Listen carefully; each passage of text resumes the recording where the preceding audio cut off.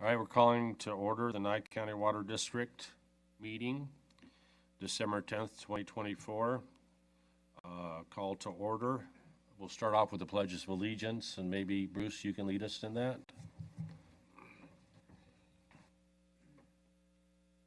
Pledge allegiance to the flag of the United States of America and to the republic for which it stands, one nation under God, indivisible, with liberty and justice for all.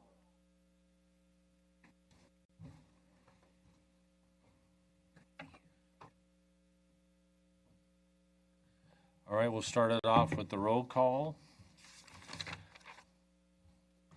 Aline Williams. Present. Ernie Jackson. Present. Bruce Holden. Present.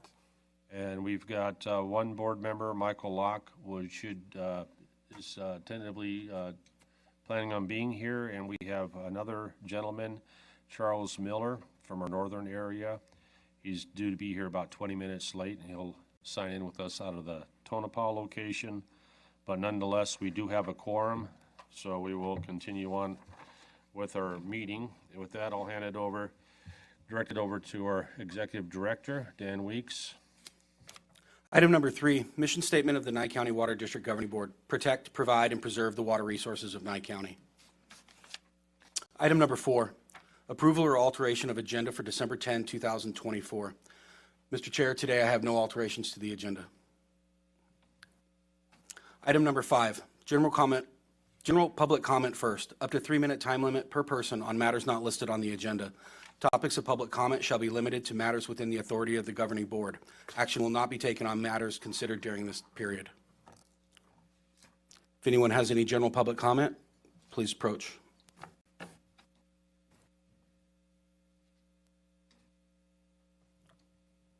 Please speak and spell your name. Yes, hello, my name is Laura Larson, Larscn. This has to do with regarding cloud seeding. Florida State has introduced legislation to prohibit weather modification through cloud seeding of injection, release, or dispersion of any of the means, a chemical compound or a substance or an apparatus into the atmosphere within the borders of Florida for the express purpose of affecting the temperature and the weather. EPA is trying to get as much money from the Biden administration before Trump gets in.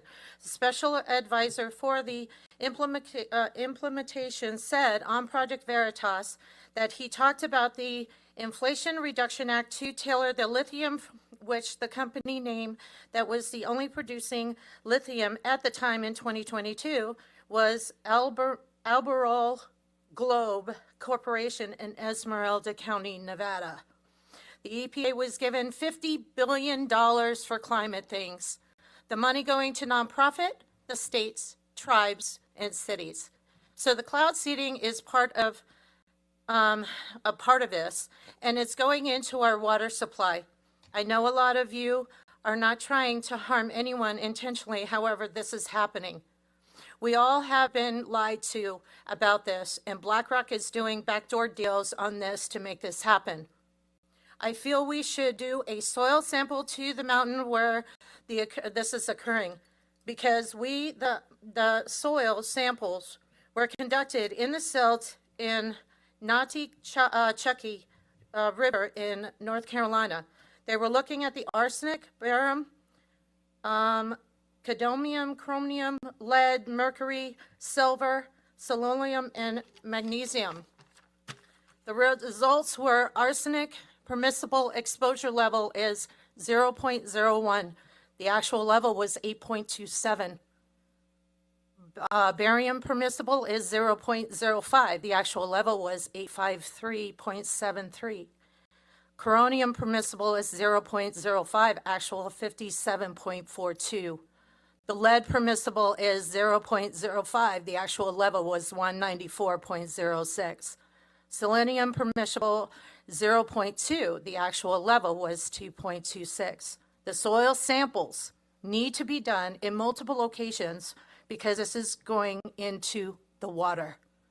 Now, this is happening there, and this happened after Helena, the hurricane in North Carolina.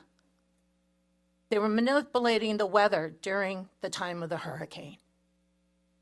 I'm asking you and asking this board, whatever you guys are doing on the mountain, whatever that's happening with the cloud seeding, to please consider doing multiple samples on that mountain of the soil and making sure that it's not affecting our water that actually is going into our water table that we are all eventually going to be drinking.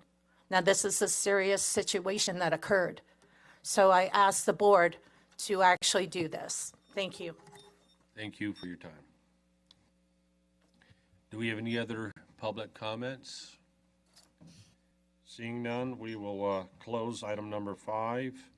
And before proceeding to item 6 for the members' managers' comments, we're going to welcome a fellow board member, Mr. Locke. Welcome.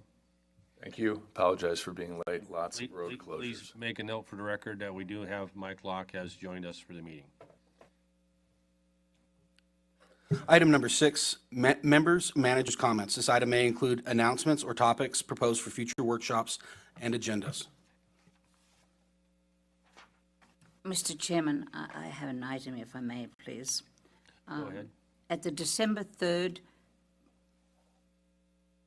Nye County Commissioners meeting here in these chambers, our general manager made a presentation to the commissioners, and what it was a list of accomplishments by the Water District, item 1 through 10, and it was very involved.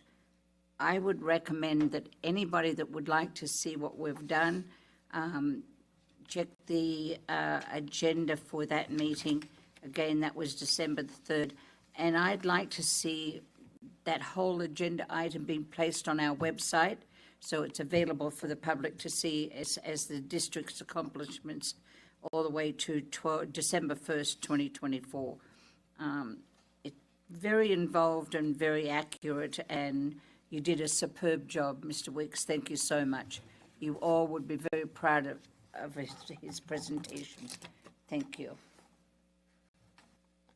If we could just get his little name placard to reflect who he is. Ms. Williams, would a link to that backup material be sufficient? Like a quick, like a notice, a news blurb, and then a link to that backup so it'd be easy for the public to get to that material? Or would you like it actually a PDF of it on the website? I prefer a PDF because then we control Yes, ma'am. the data and the information. Thank you. Do we have any other comments from our fellow board members? Seeing none, we'll... I have one announcement that I'd like the board to be aware of. Since the time that the agenda was posted, we've received notice from the feds that the $10 million grant that we applied for has made its way out of the House. It is still awaiting final stipulation, but all indicators are 99.9 that money is going to come through. I've begun working with Ms. Dillinger, the county manager, on the hoops that we are going to have to go through. The money has been appropriated, and now it must be allocated.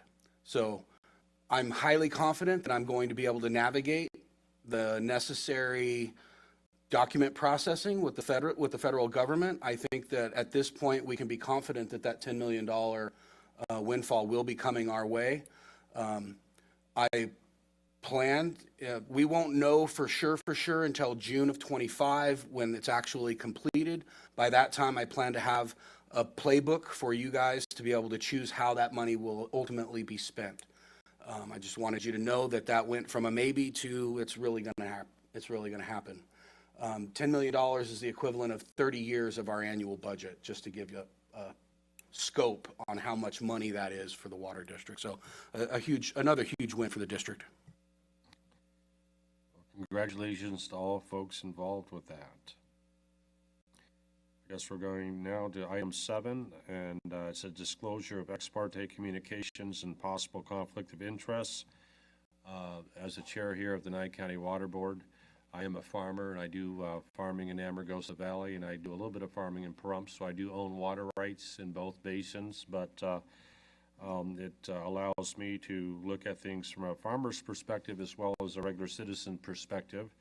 But if I see anything in these minutes or in these action items or discussion items on these meetings, if I see a potential conflict of interest, I will announce it, and I will recuse myself from the discussion and participation, including the vote.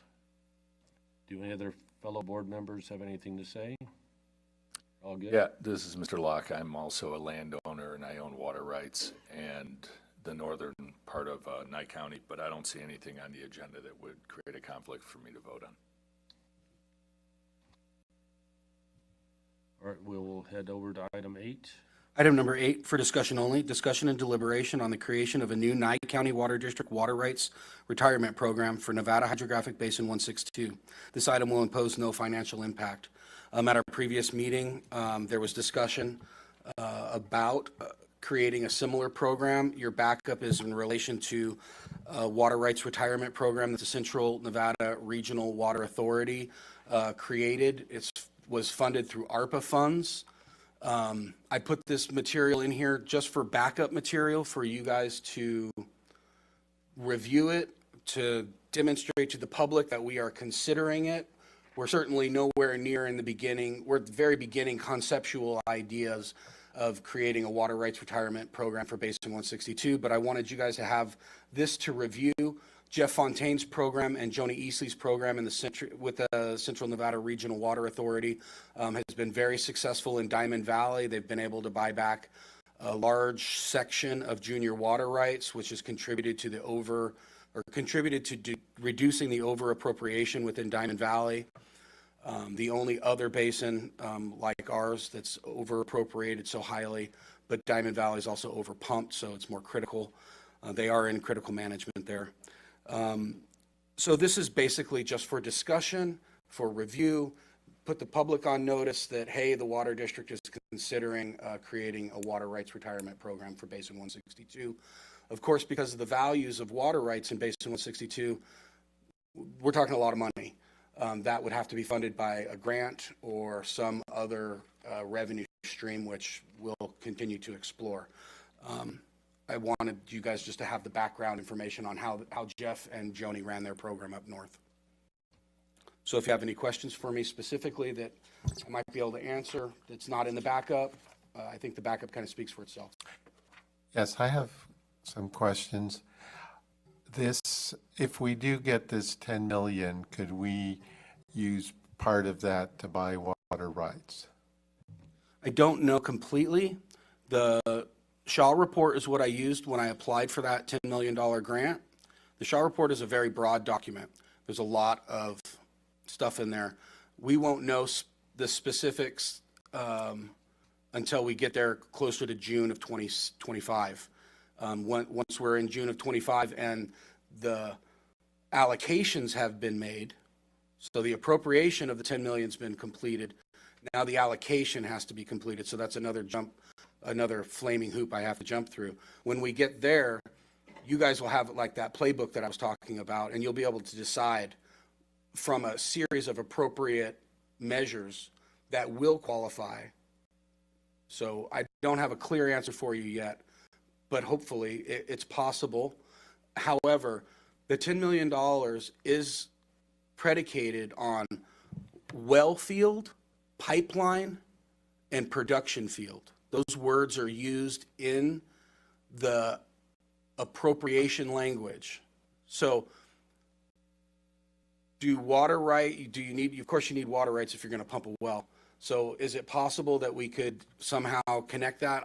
Yes, it's possible, but we'll have to wait and see. Okay, I have one other question. Would it be something to consider using our own funding to buy, say, one water right to just basically as a learning activity for the process for us to acquire a water right and then retire it through the state engineer? Would that serve any value to just say some like one water right, just to learn the process and, Yes, I would say that we're still learning. I'm learning every day. Every day I go to work, I learn something. And that process will be a learning process. I think that we might be able to find a more productive situation than just a single onesie twosie water right. In our act that created the Water District Governing Board, one of the tenets, as we've learned from Ms. Sticks, is acquiring water rights. That's one of the goals that the Water Board was created to do. So at some point, yes, we will walk through that door. So the short answer is yes, Bruce, I need to learn how to do that. We need to learn how to do that as a board. And when the appropriate situation arises, I'll key it up and we'll do that. well, when you say it's the appropriate situation, I mean, if we're just doing it to learn the process and, get everything on our end in line so that we could do it, is there any problem with starting something like that sooner than when it's, when we have a bunch of money staring us in the face? Well, One moment. We've got Mr. Miller coming online now. let the record reflect that Mr. Miller has joined the meeting at roughly 10:20 a.m. So I don't think the process of buying a water right is something that we need to practice. It's a pretty simple process. I think the individual, which was our manager, who somehow seems to have secured $10 million in a grant for something else, I think we would direct him to, since he's proven that he's actually capable of doing so, which is quite impressive, to go after another giant grant that might be focused specifically on this, because in Pahrump, unlike Diamond Valley, water rights are very expensive. And so for us to retire anything of any substance, every 100 we're going to retire is 700 grand approximately. So we're not going to get very far without getting a lot of money. But then again, the federal government does put a lot of money out for water purposes. And if our manager's keeping his eye out, I have zero concern that we won't be able to retire water rights and that we need practice in doing so, because it's an easy thing to do. Yeah, every time you want to give something to the state, it's a pretty easy lift, a pretty easy push. So when you want to retire water rights to the state, trust me, it's going to be easy. The push comes to shove is when you're trying to, apply for new water rights. That's where the secret would be. I mean, the difficulty. Right now, we see there's already a method for retiring water rights that's done every time someone wants to drill a well now who has a parcel here in Pahrump. I think they're required to buy about 2 acre-feet and have them retired to the state. That's proven that there's a lot of people in town, realtors included, that are doing that now. And so the process is already set forth, is very straightforward. If you wanted to see the process in more detail, I think we could go to one of the recent Central Nevada Water Authority buyouts, right? And we could put you in touch, Bruce, with one of the people who executed some of those. I have a personal friend of mine who happens to have retired over 1,000 acre-feet, and now he's exiting the farming program. He traded his water rights in for storage units in Bozeman, Montana. Now he's not going to farm anymore, and he's just going to go ahead and get a rent check for $15,000 a month. And and I won't have hay to buy from him anymore, but his name is Mr. Alan Ostler. So we can put you in touch with a lot of people. It's being done all over the state. It's not a process that is very complicated. Trust me, when you want to give something back to the state and retire it to the state, it's pretty easy. It's like sending money to the IRS. They're not gonna argue with you if you send them checks. I guess my only concern is, being a government agency versus these private people, is there some parts of the process that would be different for a government agency that would? So the Central Nevada Regional Water Authority is an open meeting law governed body. They are not a municipal body or political subdivision like you, but they are held to all of the same. They're not a private body. They're held to all the same state statutes as we are. Okay, thank you. I think the simplest way would be for you to go on the Department of Water Resources website, as I did. I did it before they rebuilt their website. Now I find their website disgusting and unfair to the average person to work their way through, navigate. But that's the process I would recommend that you take, is educate yourself through their requirements and standards.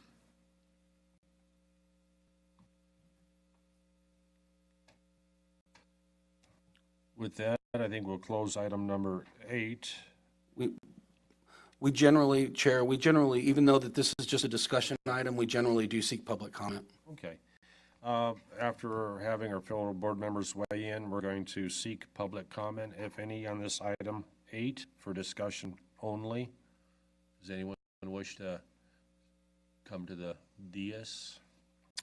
Okay, seeing that there's no public comment, we will close item number 8. Item number 9, for discussion only. Discussion and deliberation on the ongoing work to update the 2018 Basin 162 Groundwater Management Plan and information about recent challenges encountered by hydrology consultant Chris Fakwe. This item will impose no financial impact. Strangely, your comments just a moment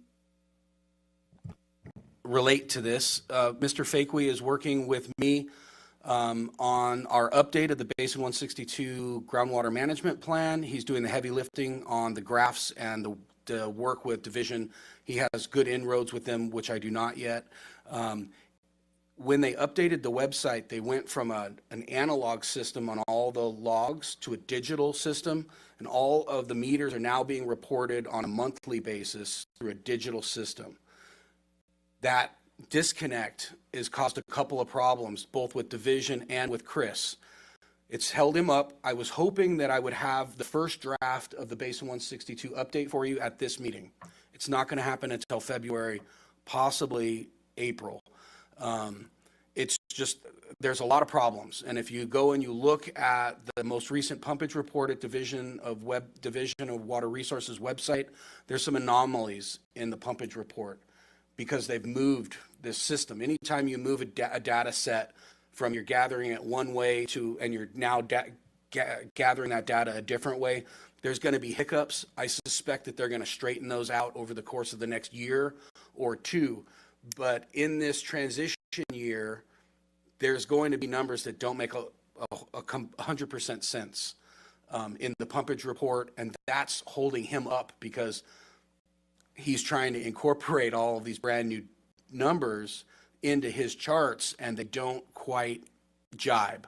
So he's had to go back to Division of Water Resources. As I said, we've been held up probably 2 months, maybe 4. We will still have the update of Basin 162 Groundwater Management Plan completed in the 2025 cycle. It's just going to take it's going to take me another month. I have a question. Go. Based on that, do you anticipate that we're going to have to send them more money? Absolutely not.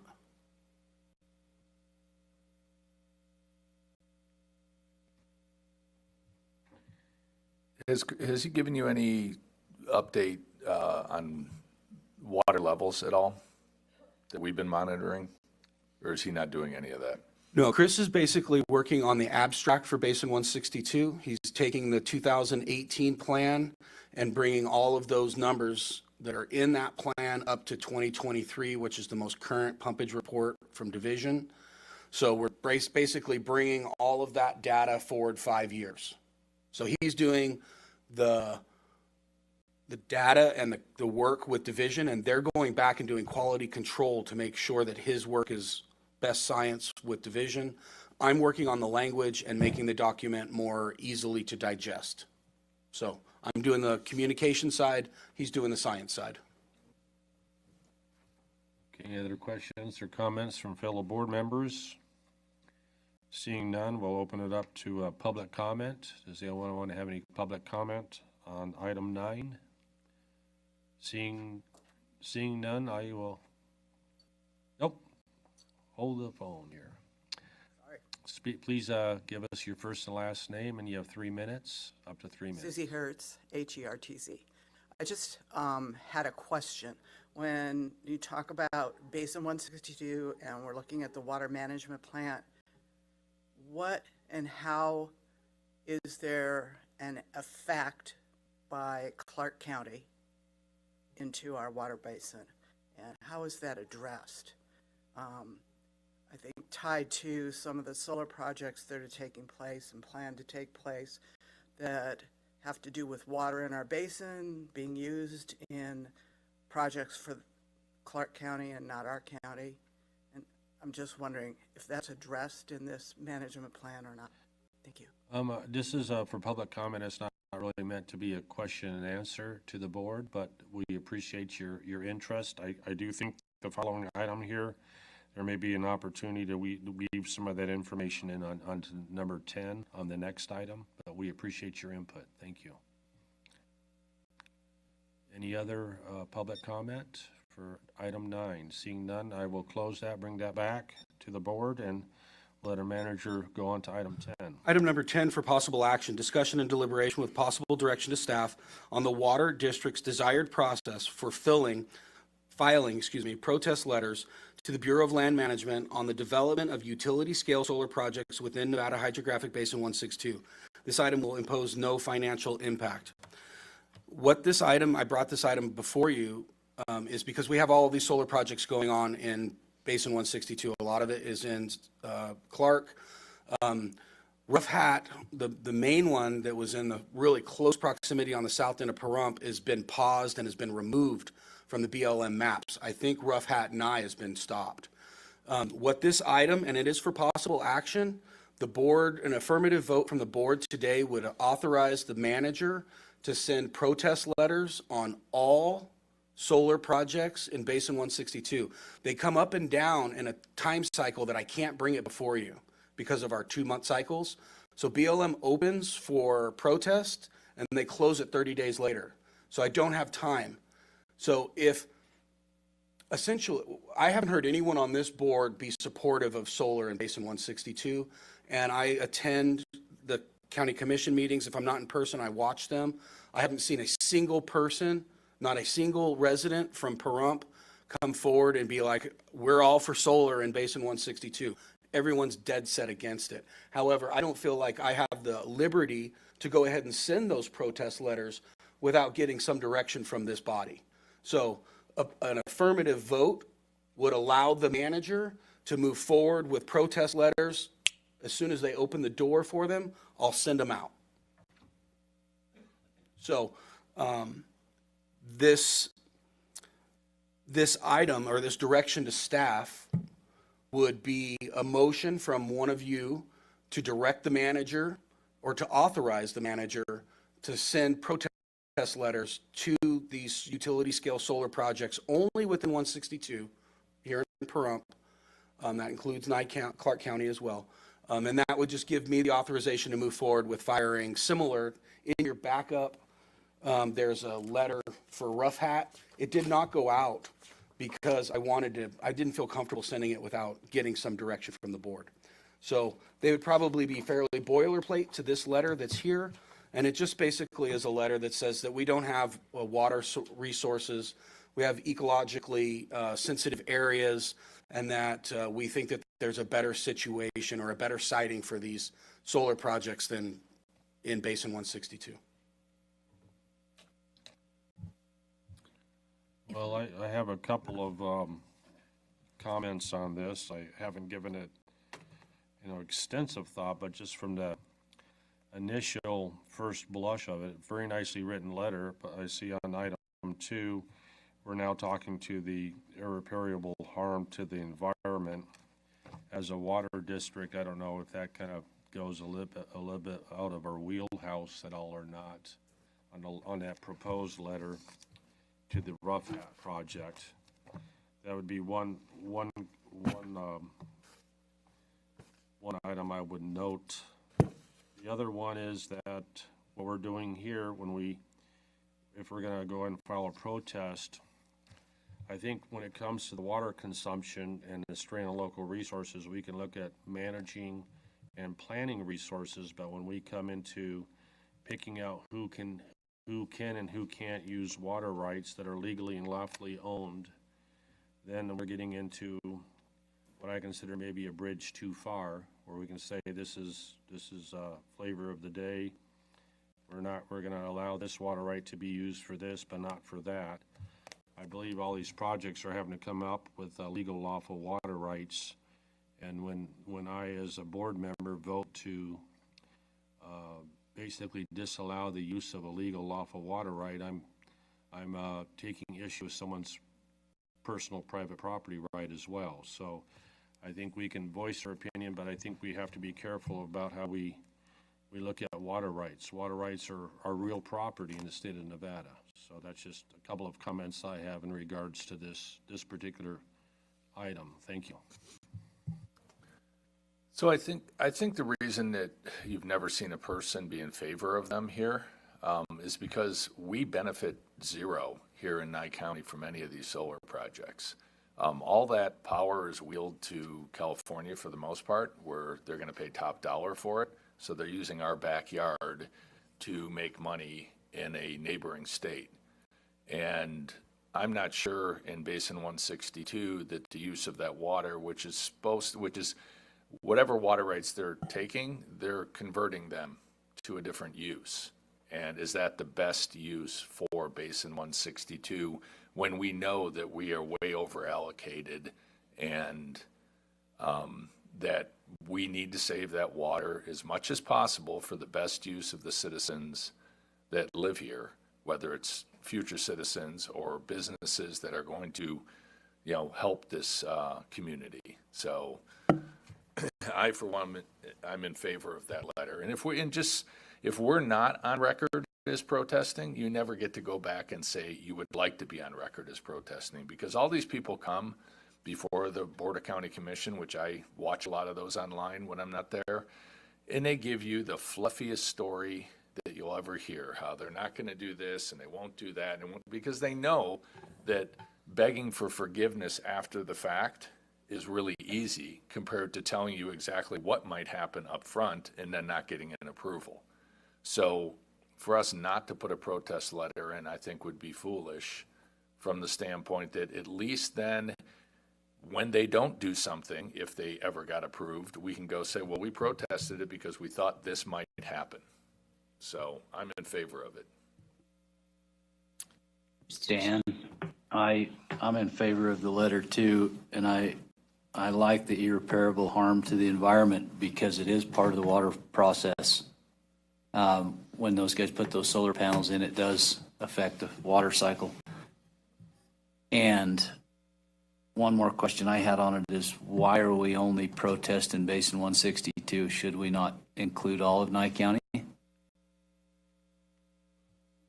Well, Mr. Miller, there are communities up north that support, and the town boards in Beatty and Amargosa are in support of some of these solar developments. So I would say, the reason I focused on Basin 162 is because we have such a strong community blowback against it. So I think that we could look at other basins and other areas, but we should take each community and their opinion before we make a decision. I think that those local municipalities should be considered as well. I have a question for my board members. We seem to have a little conflict here, and I just want to understand it better, as far as what's in our area of responsibility.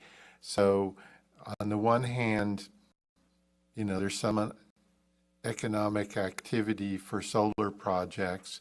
So, you can look at that as a positive, maybe. And of course, there's a whole bunch of negative. So do my board members, do you consider in our area of responsibility the economic health of Nye County, even if it's not, if water is not the overriding issue? Is that something that we can consider in our wheelhouse to address something that's that's more of an economic issue with the economy of Nye County?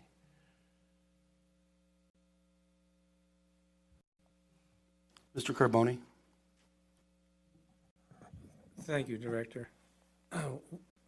Nye County has already sent a letter to Clark County asking them what their, how we feel about what's going on in Basin 162 in Clark County lines. And we've never heard a response back from them.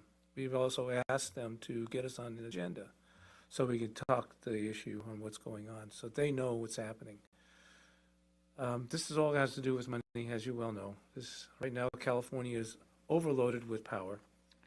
I have people that live out there that are friends of mine, that they're now paying additional funds because of the overloading of the power. So it's getting, because they now have to buy more space to put that power. In other words, they're putting more batteries and more stations where they can actually store power. So, and that's going to cost people more money. So this is just really a money-making thing. I just wish that people would actually step up and say that. I think you need to provide the letters. I know that while I'm still here, I'm going to ask for another letter to go out to Clark County. Hopefully, maybe we'll get some more response from them, but I doubt it. But I think we all should be able to participate in that. I think it's the right thing to do. If I may, on that note, there was a recent newspaper article that California is overpowered themselves with solar energy projects and the taking of energy from other states. They even at this point are beyond selling their power. They're giving power to Arizona free of charge to use it up. And it's just disgusting. When we look at the rape that's happening to our land, they scalp our land. There's nothing left when they get through. There's nothing worse than a company coming in and scalping the land for a project. And I found when I did the research, when I was doing my report for the county commissioners on the amount of water used by all of the original solar projects 3 years ago, they lied about the amount of water they were going to use, and they continue to do that. I can't prove the lies, but we know that they are misstating the amounts of water that they are using. I support the letter 100%. Thank you so much. I'd like to, go ahead, I Commissioner. just wanted to say one more thing. Dan supported when we wrote that letter to Clark County, Dan was also a piece of that. So the water board, water district was involved in that, from that standpoint. So I think from what Mr. Miller said, I think it is important for us to, I guess, put in a protest from environmental standpoints that we want to at least be at the table outside of Basin 162, but not say that we're against the projects. Would be my take on it. That, like, we want to say, look, we want to see how you're going to environmentally handle this, even though they have to do that because most of these are on public land. I would think that we could do two separate letters. The one in 162 really focusing on the fact that we know that we have an over-appropriated basin and that we need to be really, really conscious of the water usage, whereas in other parts of the county, or even as close as Amargosa, where they don't have the same problem, the town boards have a different look on it. And, for environmental purposes, they care, but I'm not sure that they care from the water standpoint, and I'm sure the chairman can speak on behalf of that. Before we move on, I would say that as the language is presented here, an approval would only authorize protest letters in Basin 162. Any protest letter or support letter outside Basin 162 would still need to be brought before the board for approval. I agree. Correct. The way that the language, to me, seems to be written, it's narrowly tailored to address solar projects within Nevada Hydrographic Basin 162. Affirmative. I do have 2 points I wanted to, Mr. Holden, to answer your question directly. Yes, the board, I believe, if you're considering a water issue and it has a long-term economic impact, I don't think that you have to put a blinder up and say that this is an economic impact, so I can't think about it in that way, and that I can only think about wet water. Wet water affects us all. It affects everything. There's nothing in the county that isn't affected by water. So everything that we do will impact something else. So you can't, box yourself up and say that, well, that's an economic issue, so I can't consider it. If it's a water issue, then of course you can consider it. And I have a second point to make, Chair. I believe that both can exist at the same time. I think that you can support the legal, lawful use of water and not support the project. I think that we as a board can say, we support your legal use of water and we've got your back when it comes to water. But that doesn't mean that we've got your back on everything. It doesn't mean that just because your water use is a legal, rightful standing water use that we support your project. So I think both can exist. Please refresh my memory too, did they make an application on one of these water rights holders, and there was a solar project? I think they were going to move a point of diversion further away from the pumping center here, right? Towards, yes, sir. Towards probably the California area off of. Through conjunctive work with Mr. Klinke and the Public Works Department and Nye County, we came up with a plan. This is also within the groundwater management plan, is to try to divert or to move as much pumping as we can outside of the area of highest decline here in the valley. Division worked with near Wiley Estates or whatever. Yes, off of Tacopa Canyon or Tacopa turnoff. The old Spanish Trail area. Yeah. Yes, sir. So now in that case, that seems like that was something that was worked with the water board and the powers to be to try to mitigate any type of pumping concerns, because that water can still be pumped here for a wide variety of uses close to the pumping center to where the areas of greater decline. So here's a case if we decide to blanket protest all the water use for solar projects. They've already, at least in one case, come to us to try to mitigate some impacts, move the pumping center further away from the area of decline, and now we're going to come back and give a blanket protest. So to me, I think we're setting conflicting signals here, and that's one of my areas of concern.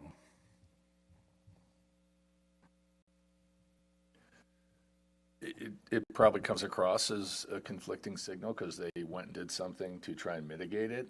But we have to go back to that 2018 Shaw report, which says that half of the water that's in Basin 162 comes from Trout Canyon, of which we don't access right now.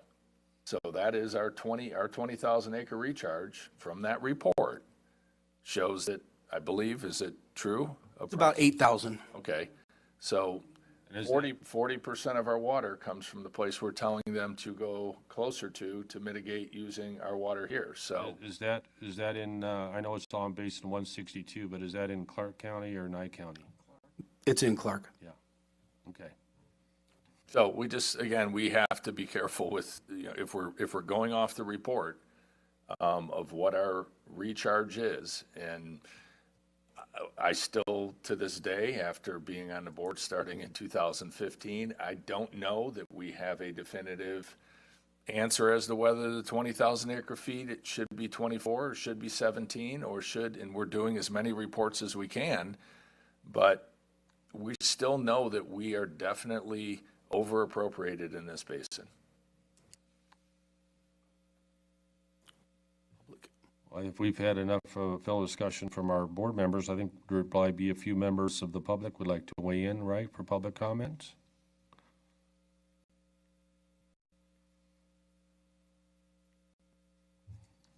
Please speak and spell your name.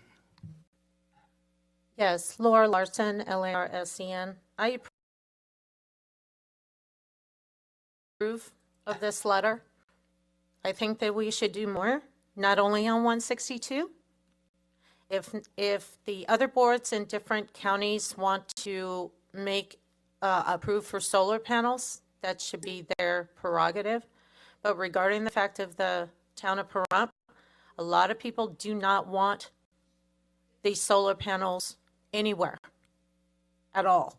We all addressed it at the county commissioners meeting. We have addressed it here. We don't want solar panels because once you start bringing it in and opening up that door and open up Pandora's box, there's no closing it. Okay, so, and our landfill cannot sustain it, because if you look at the landfill in California, regarding the fact of all of that, and their chemicals and stuff that goes in our ground. So I support regarding the fact of the 162 letter that you want to send, but also I think that you should also do a map regarding the fact of even in the town of Pahrump, and if the other counties want to sit there and do, I mean, I'm talking even on the north side.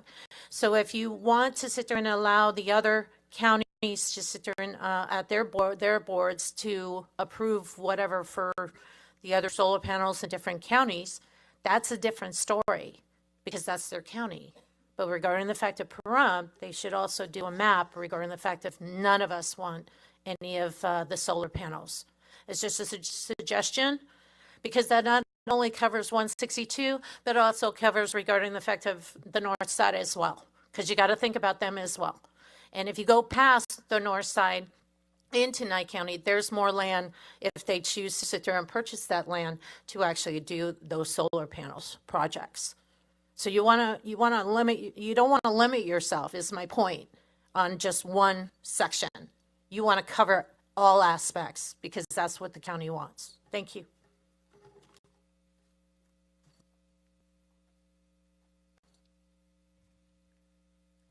Susie Hertz, Hertz. I am in extreme support of you making a statement and beginning a stream of letters and continuing a stream of letters per project for anything that affects Basin 162, based on the fact that we're over appropriated. We all know that, and we all want to protect our water rights and our water resources for purposes of life.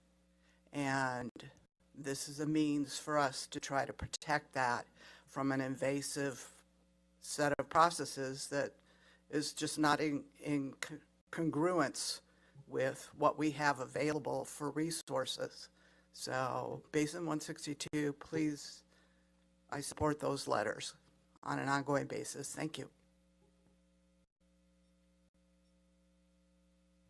Do we have any further folks out there like to comment? Seeing none, we'll bring it back to the board. Right now, looking at the appetite of one of my board members. Is there a chance that the board would be interested in doing two different letters? Like, what I don't want to do is I don't want to have us do a blanket, because if the word protest gets out, okay, we're going to protest everything in Nye County. Then in all these places outside of 162 that would want solar projects, that really hinders them, because now, we're on record as saying that we're protesting it as if we don't want it no matter what. And that letter could be more, we want to make sure that it's environmentally safe if the people in the area want it. This language for this item would only be specific to Basin 162. Any item outside of Basin 162 would come back before the board for approval, and at that time, it would accompany the local municipality's position. So this motion today would only focus, and I don't believe that we could stretch the agenda item out to focus beyond Basin Okay. 162. So, Mr. Miller, would you like to work with Mr. Weeks in regard to putting something together outside of 162? Yeah, I think it would just be something just to stay proactive on. If something comes up, a project comes up in the future, then maybe look at it as a board and see what the ramifications are environmentally or with effect to water usage. I'm not 100% in favor of a blanket statement for the whole county. It would be more project specific. Okay, but then will we run into the same problem that on our 2-month cycle, he misses a BLM review? And I guess what I'm saying is, if we just make it, stressing the environmental concerns, which is what you stated earlier, and which is what I believe most people are concerned about outside of 162. There's basins where there's enough water, and water's not an issue. So it wouldn't be for a use of water, it would be for where is it going, and then more importantly, is it going to go in a landfill in a place where people have a lot of wells? Correct. I mean, those would be, to me, those would be the two issues that we'd want to, which I know it's getting off topic. We can deal with that at the end of the meeting if it's something that we want to address and push forward to a different agenda item moving forward. So, all right, that was the only thing I had. Well, this letter specifies that it's the Rough Hat project near Pahrump. Could we add within Basin 162, which makes it point specific? Each of the letters would be tailored to each of the projects. It's not going to just be one letter. So as each one of these protest periods come up, I'll use this as a boilerplate and change the names. Yeah, I understand that. I just like the idea of Basin 162 I think it's, being yeah, identified.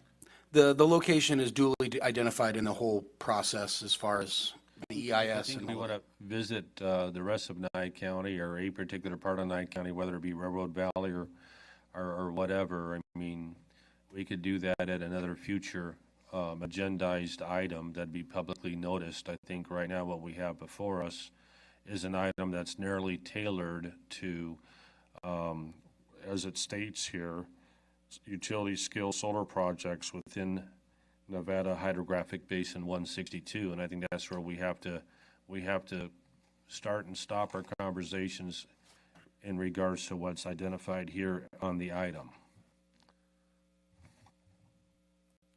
Just to clarify this,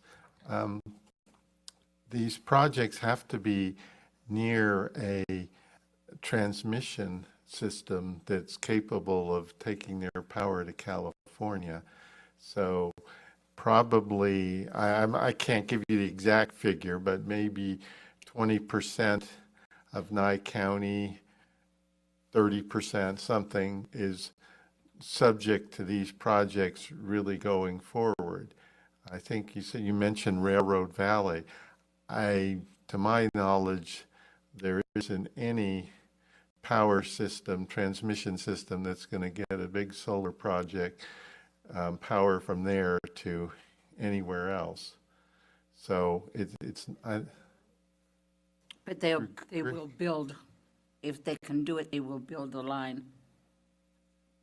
well, you have to get commitments from somebody with a lot more money than just these solar developers to put in a transmission system. So I don't mean to interrupt you, Mr. Holden, but we do need to circle this back to the language of this item. We're seeking a motion.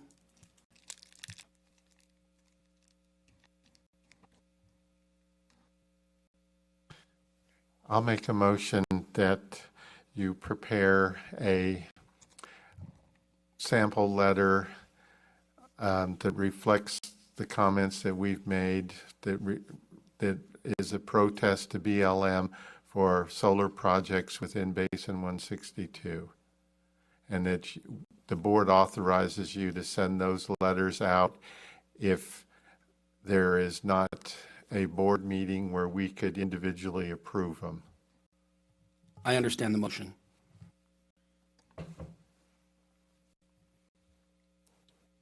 So the way I understand the motion would be that if there was a protest period and we had an opportunity to weigh in on the specific application before the end of the protest period, because our meeting date happened to fall in line, then we would first discuss that prior to you sending out the protest letter. If there wasn't a meeting scheduled within that intervening 30-day period, as a default position, your protest letter would go out just as a standard matter of fact. Is that correct? That's the way I understand the motion as it's made. Is that the Yes, intent of the that's the sponsor? intent. Okay. I just wanted to be clear here for my fellow board members and the audience out here. Any other comment from our fellow board members? We seek a second. still in the process of, okay, let's do for the sake of discussion, let's get a second. I'll second the motion. Okay, now that we have a second, do we have any other comments from fellow board members? I think at this point in time, we can open it to the public comment on this or not. We've already had public comment. Public comments, so now we're going to call for a vote. All right, so you want to rephrase the, or summarize the motion for the vote? As I understand the motion,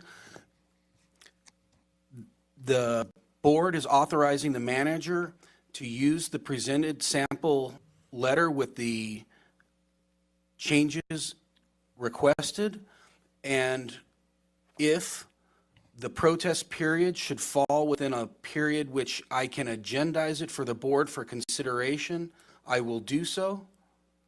If the schedule does not allow a presentation of the protest letter, the manager is then authorized to send the protest for that project only within Basin 162. All right, well, we're going to call for the vote. Mr. Locke? Aye. Aline? Aye. Ernie? Aye. How about you, Bruce? Aye. Okay. And our board member up north? Aye. Okay. And myself, nay. The ayes have it. 5-1. 5-1. Moving on to item number 11. For discussion only, discussion and deliberation on results of the 2023 cloud seeding program being conducted by Frank McDonough of the Desert Research Institute and the Board of Regents of the Nevada System of Higher Education in the Spring Mountains near Pahrump. This item was, although the sponsorship is mislabeled, this item was called for by Ms. Williams. She wanted a more clear delineation on what the cost value was for our cloud seeding program. This number was derived by Mr. McDonough, not myself. The equation was provided by Mr. McDonough, and it is self-explanatory. The short of it is the cost per acre foot of water, of extra water generated on the mountain in the 2023 seeding period was $10.09 per acre foot of snow water equivalent. Obviously, the numbers speak for themselves. It came out to like 6,600 acre feet of estimated additional wet water on the mountain. I take these numbers with a grain of salt, but I do know that to some effect, we are having a positive impact because we're doing these control tests on the sheep mountains where there's no generators and they're in the same snow path. So Frank's team, I have good confidence that there is some effect going on. I can't really have a high confidence in this 6,653, but I do believe that it's money well spent. And this is scientifically the only way that I can bring additional water into the system. I do appreciate the concerns that people have about the cloud seeding program. And I continue to monitor the cloud seeding situation. I do want to make a clear preference that this is not geoengineering. There's no sulfur injection. There's no contrails. It's just silver. It's an antiviral, antibacterial substance. And when the tests are done, which we have done soil samples in our seeding area, the product that we use for seeding is chemically indistinguishable from the silver in your jewelry. There is no chemical contamination to find. The only result of our cloud seeding is silver in the soil, and there's silver in our soil. We have silver mines all over the place. Silver is not a danger. As you guys know, I'm a gardener. I drink my well water. If I thought for 1 second that the cloud seeding program was going to have any detrimental impact on the environment, the water, the air, I would not support it. I do support it. I don't think that there is any negative impact from cloud seeding. But that's not to say that I support geoengineering. I don't. I do not like this climate change stuff and this sulfur in the air, and they're talking about putting all this crap in. I don't support any of that. This cloud seeding is a benign, chemically non-reactive system. So, short of it, $10 per acre foot of water is the cheapest water you could ever buy. I have some questions about this, and I wrote you an email and I asked you, but you didn't get a chance to respond to that. So this is just wet water on the mountain. It's not 6,653 acre feet into the groundwater. I did respond to your email. I don't know if you missed it, but the SWE that you sent the email about is snow water equivalent.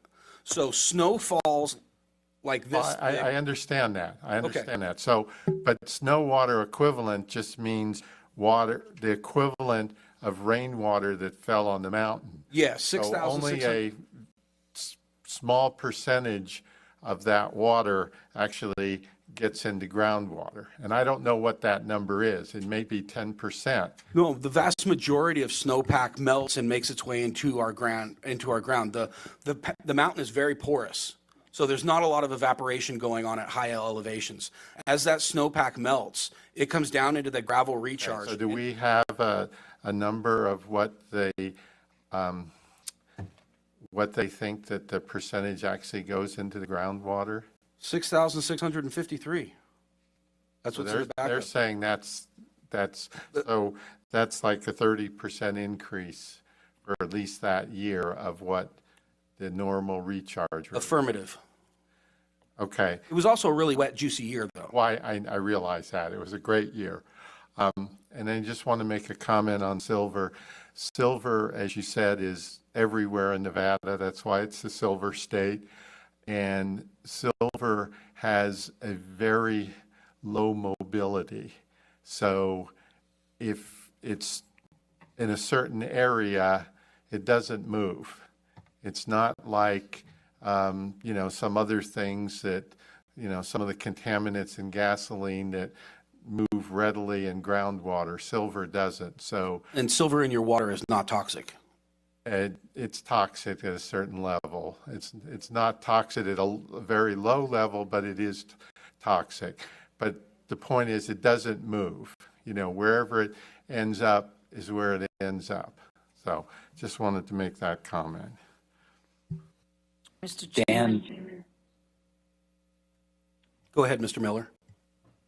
do we have any data on dry years that's comparable to last year as far as what we gained from the program on a dry year? That's not an aspect that I've investigated. What we're currently using as a control is the sheep range, where there's no cloud seeding going on. So they're using an area that has similar precipitation values, but no cloud seeding generators. And then we're using those comparatives to say the increase based upon this control area is this, and then they make their extrapolations. None of this can be, it's water. There's no way to know exactly every gallon. What I think he's meaning is we just have this 1 year data and when you say 2023, is that July 2023 to, the end of June 24? Yes, it's the 22-23. It's the winter cycle of 23. And I've seen several of the past studies with the benefits that we've got from the cloud seeding program, but it seems like all the ones that I have seen have all been on good moisture years. I'll get So I with was just wondering how it compared on a dry year. I'll get with Frank and see if there's some data. There may be a graph that I can shoot out to you that'll show. And we haven't been cloud seeding every year. There was one previous cycle that we cloud seeded, and that might be able to give you some idea. But let me get with Frank and see if there's something that's demonstrative of what you're aiming at. And I maybe want to add to that too, on a dry year, you're going to have a lot less storm systems come through. Because you have a lot less storm systems come through, you're not going to be doing your injection of the silver iodide crystals. So from that point of perspective, there's going to be a lower operational cost, but yeah, in a dry year, you're going to have fewer acre feet to grab. You're going to have fewer cloud seeding interventions, and you're going to have, less benefit on the water. That's just all part of a dry year. This year may actually be demonstrative of a dry year. And the cost will probably be more expensive when you analyze the cost per acre foot.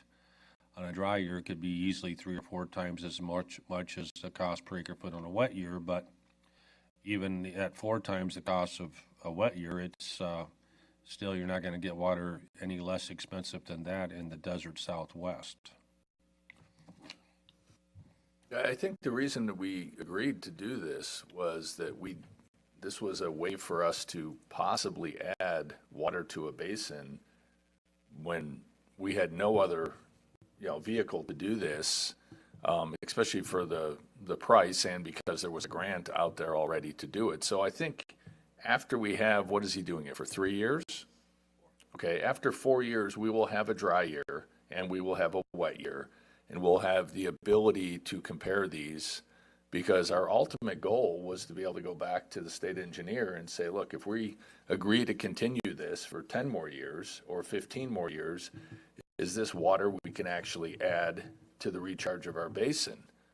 Even if you add 2,000 acre feet to the recharge of your basin, you're looking at 6,000 homes or businesses that are able to use water based on approximately 330 gallons a day.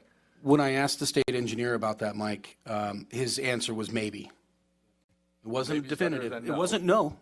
So that's why we need to give him the best scientific data that we can, show him the 4 years and say, look, for us to continue on, this would make sense, but we need to have an added benefit for what we're trying to do. And so I think we'll get a lot of the answers to the questions we're asking if we just, give it a couple more years of data and see what the dry year and other years, and hopefully this won't be a dry year. The reason I asked for this agenda item was I wanted to be point specific on the dollar cost of the water per acre foot. The previous Water District Governing Board did a cloud seeding 2 years prior to their closing down, and it averaged out as about $10 an acre foot then. At that time, they were looking at projects to bring water into Basin 162 that was in the hundreds and hundreds of dollars per acre foot to thousands of dollars per acre foot. I've been following the university since the beginning of the 1980s when we were doing in Northern California in the Tahoe area. And I sat on the Water District, Lahontan Regional Water Board. They were very point specific about the problem of cloud seeding and the effects from cloud seeding. And it was a wide area that they did do it, and it worked out well. And Tahoe, since then, Tahoe has improved so much. I think it's obvious that we've got so many different avenues that we're going to have to take to bring water to this area. And $10.09 per acre foot, I think we need to realize that cloud seeding has a great impact on our community. Thank you. Thank you for the information. Thank you for that. Any other comments from our board members? You want to bring that up for a public comment? Open that for a public comment? Seeing none, we'll bring that back. Okay. Yeah, speaking to the public. Yeah, go ahead and step up to the dais and please give us your first and last name. Yes, hello, my name is Laura Larson, Larsen. I agree with you, Mr. Holden. I think that we should do more soil testing regarding the fact throughout that mountain of that cloud seeding in different locations. There should be multiple testing that's happening to check, because if the levels are as high as what I said in open comment, okay, that's actually hurting the public, not helping. Okay, so that should be checked. not only just a roundabout area where you're actually doing the testing. It should be around where the actual mountain is affected by it. It should be all the way around in different locations, multiple testings regarding the fact that you should have those numbers regarding what I said in public comment. I think that should be something that you guys should do regarding the fact of this and getting that done, because what the cost is compared to what the health issue could be is totally different. So I think that you guys should consider doing that and approving something. And I move that you guys do this, that you do multiple testings in different locations of the mountain where the affected areas are and where you're actually doing that and how it's affecting in different locations. So if you're going to do testing up there already, then you should be doing in different locations and where it's coming down the mountain and how it's affecting our water table. Thank you. Thank you. And Can I make a comment to that?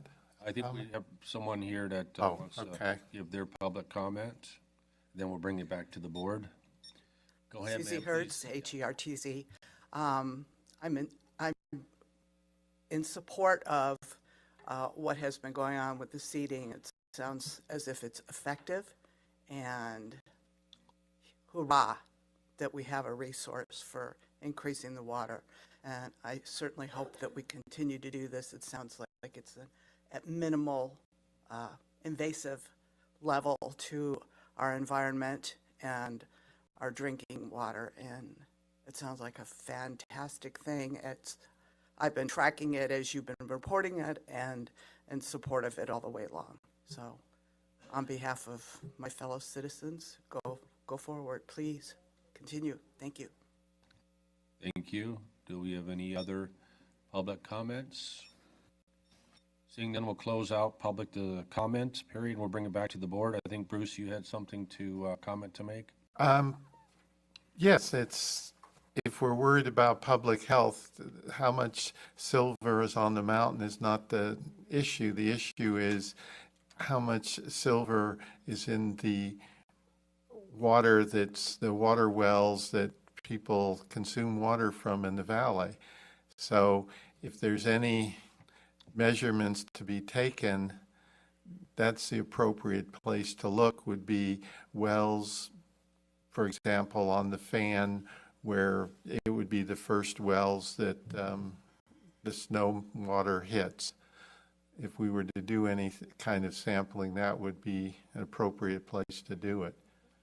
So I've seen, in the 2.5 years I've been doing this job, I've seen a lot of water tests in the valley, around the valley, from a lot of different areas. I've never seen a silver finding. However, every concern from any member of the public is a concern for me. So what I suggest is that at some point, after a cloud seeding event, or at some point when it's not quite so dry, I'll go up into Carpenter Canyon and I will take a test. I will get that water tested specifically to see if there is any, well, Carpenter is going to be a catch point where all of that water is going to come down in. I'll go and get a test and I will have it chemically analyzed and see if there's any silver in that water. And if there's water in the groundwater, it's got to come down the hill. So if we're going to find it, if there is something to find, I'll find it there.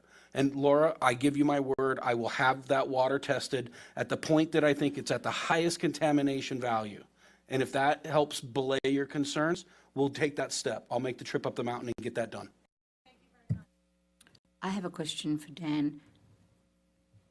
We do existing soil and water testing throughout Basin 162 on a regular basis. Is that correct? We have a water level sample program that goes on throughout the southern portion of the valley, and we also do water level testing in the north. A quality program is not one that we've spun up. We've had discussions on developing a laboratory so that we can do that. But the short answer is no, we don't have a county-wide quality program, but we have data points constantly coming in on when new wells are drilled, and even when houses are sold, a lot of times the loans require a water test. A lot of times that information is coming through my office. At this time, I don't have a lot of quality concerns that are not naturally occurring. We do have arsenic in various areas. It's being monitored. At some point, I would like to expand the ground level monitoring program into a groundwater quality program, because we're already there dropping a tape into the well. It's an expansive program that'll probably come to you in 26 at some point. But to answer your question, no. I got a little comment on that. I can give you some information with the Nevada Division of Environmental Protection. I can get you in contact with some of the people that I work with over there. They have a program already in place. It tracks all waters in Nevada. So I'll forward you that after the meeting. Thank you, sir. All right, any other comments from the fellow board members? Seeing none, I think we'll close item 11, and we'll let our manager take us on to the next item. Item number 12 for discussion only. Discussion and deliberation with possible direction to staff to create a brief report of sources available to the public for purchasing water rights within Basin 162 in compliance with Nevada State Engineer Order 1293A, and make the approved report available to the public on the Nye County Water District's website. This item will impose no financial impact. I bring this item to you because we get a lot of phone calls from the public on people who have recently purchased land, whether it's at the tax sale or otherwise. They come into Pahrump and they want to develop their land, right? Because they bought land. Well, we have a lot of water problems here in Pahrump. And if your lot is too small to drill a well on, then your only route is to hook up to a utility system. If you have a lot, so they call me and they're like, what in the hell is going on? Where do I go to buy my water rights? And in many places, you go to a government clearinghouse where the water rights are held by the state or the local authority, and you purchase them from there. But here in Nevada, they're held as private property rights. So somebody calls the water district and says, how do I get my land developed? Where do I get water? I tell them, I send them out into the wilderness. Go find a realtor. And that kind of puts me in a position where I'm not doing the best customers. You guys maybe know this, maybe you don't. I take my customer service very high. I'm very serious about it. And when I tell somebody I don't know, it hurts my feelings. I don't want to tell a customer that calls me looking for information that I can't give you an answer. So this is for discussion only. There'll be no action. However, if there was direction from the board or appetite from the board, what I would do is create a report of the available people here in Pahrump that are selling water rights. I would bring that report back to this board for approval, and that list would then get posted to the website. So when someone calls the office and says, where do I get my water rights? I tell them, you go to the Nye County Water District, you go to the purveyor link, you click the button, and then boom, there's a list of potential people to buy water rights from. Those people, I'm not going to burden my office, and I'm not going to be water rights detective guy. If you're a seller and you want your name to be put on the list, you contact the water district, your name goes on the list. The planning department has a similar, I don't know it personally, but I did have a preliminary conversation with Ms. Strickland about how this could work. And she informed me that the planning department does have a similar list of contractors, licensed, legitimate, viable contractors. So there is a course to completion here. I just want to know whether or not you want to do that, because it's a sensitive situation where there's financial benefit for individuals. For me, this is just a customer service issue of when people call and they want to buy water rights, I have to tell them you're on your own. And that just doesn't seem sufficient to me. But that's determined for the board. It's the pleasure of this body. I have a question. I would think if you want to do that, you should probably run it by the district attorney's office, just in case there's any potential for legal liability if you don't put somebody's name on the list that wanted to be on the list for whatever reason. So just to make sure that we're not going to subject ourselves to a lawsuit because of that. But otherwise, I think it's a great idea. So I don't know what we have in our budget for lawsuits, but if you do this, we'll go through our budget. You need to just say, I don't know. And you need to be happy with that, because water rights are very, very difficult to determine whether or not the person has them. There is no title insurance on water rights. You don't know if somebody's calling for proof of beneficial use in 3 months on that water right.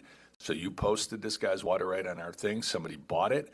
They didn't get to use or drill the well for 6 months. Now they just lost $18,000, and they want to know why in hell you would put that on your website that this guy has water rights, even though you had a giant disclosure. You are opening up the largest can of worms you could possibly open up for people that feel bad about their purchase, for people that purchased it and then decided they couldn't drill, but then you couldn't help them resell it because they couldn't transfer it a second time. It's a can of worms.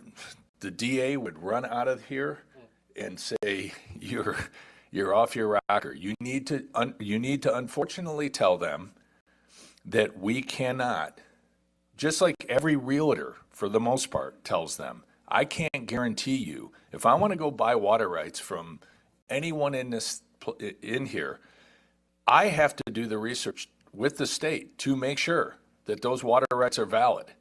No title company is going to say, oh, we'll give you insurance that these are valid. They don't do that. It's a contract that's done, and you have to make sure that those are in good standing with the state. And then you have to understand the time frame, if they're junior rights. What if we direct people and they put a well in and they find out it's a junior right, and now they have a house there and they come back? Who are they going to sue? They're going to sue everybody, including us. So I know you want to have good customer service, but you need to tell them to call someone else. That's not the job of the water board, to negotiate, to help people negotiate, to help people find us. Maybe direct them to the state. They're the ones that put the order in. Maybe the state can go do that. That's why I wanted to bring it for you, your wisdom and your guidance on this matter.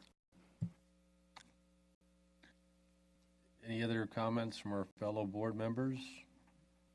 Okay, doing that, I'll close that from the board and open it up for public comment, as we do on every item.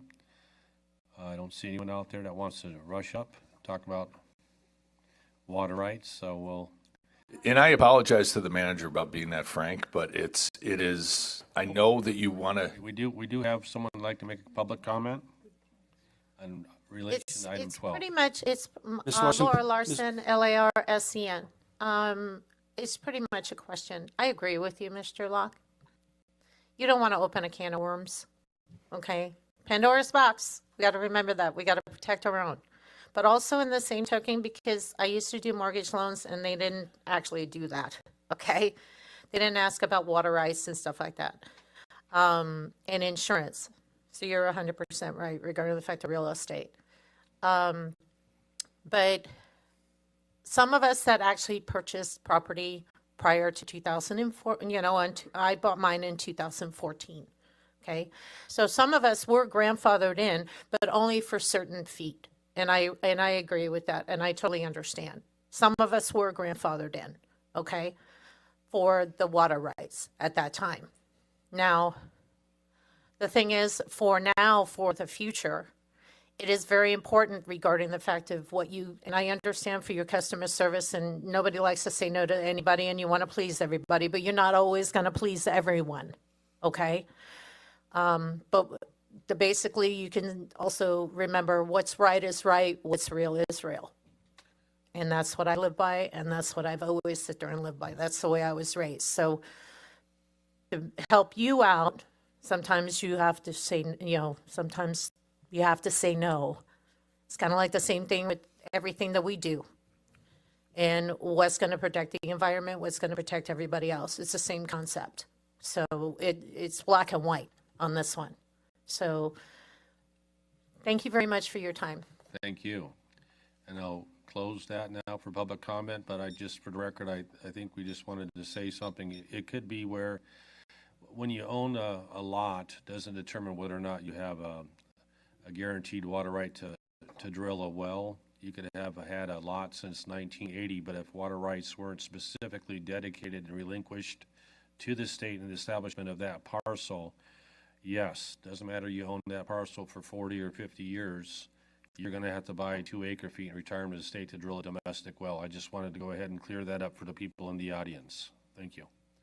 And with that, I think Staff is clear. I think we'll close this item, and we will let our manager take us to the next. Item number 13 for discussion only, discussion and deliberation on the many unbuildable zombie lots in Basin 162 with possible direction to staff to draft a resolution stating the Nye County Water District's recommendations on the matter to the Nye County Board of Commissioners. This item will impose no financial impact. I line these items up one after another for a reason. The same people that are calling on this other issue on purchasing water rights, they're also caught, this is the same situation. We have a lot of lots in Pahrump, according to the Shaw Report and according to the Basin 162 master plan. We have a maximum threshold of about 80,000 people in the valley, given our water resources. That means that we have a lot more lots, these little tiny lots all over the valley, that are too small to drill. Even if you had the water rights, you can't put a well and a septic on it. And they're so far away from utility that the cost to bring water is multitudes, hundreds of times more valuable or more expensive than the value of the lot, which identifies it as a zombie. These people call, is this again another customer service issue? These people call and they're sometimes mom and pops and they're crying and they're upset that they've just spent what little money they had left in the world on a lot in Pahrump to try to get away from the high prices from wherever the hell it is that they are. And they want to come to Pahrump and try to own property and get things started. They spend their money on these lots. They haven't done their due diligence, and there's absolutely no way for them to get water. They can't drill a well, and it's $1 million to bring pipe. So this is a complicated issue that you guys can probably speak to a lot more intelligently than I can.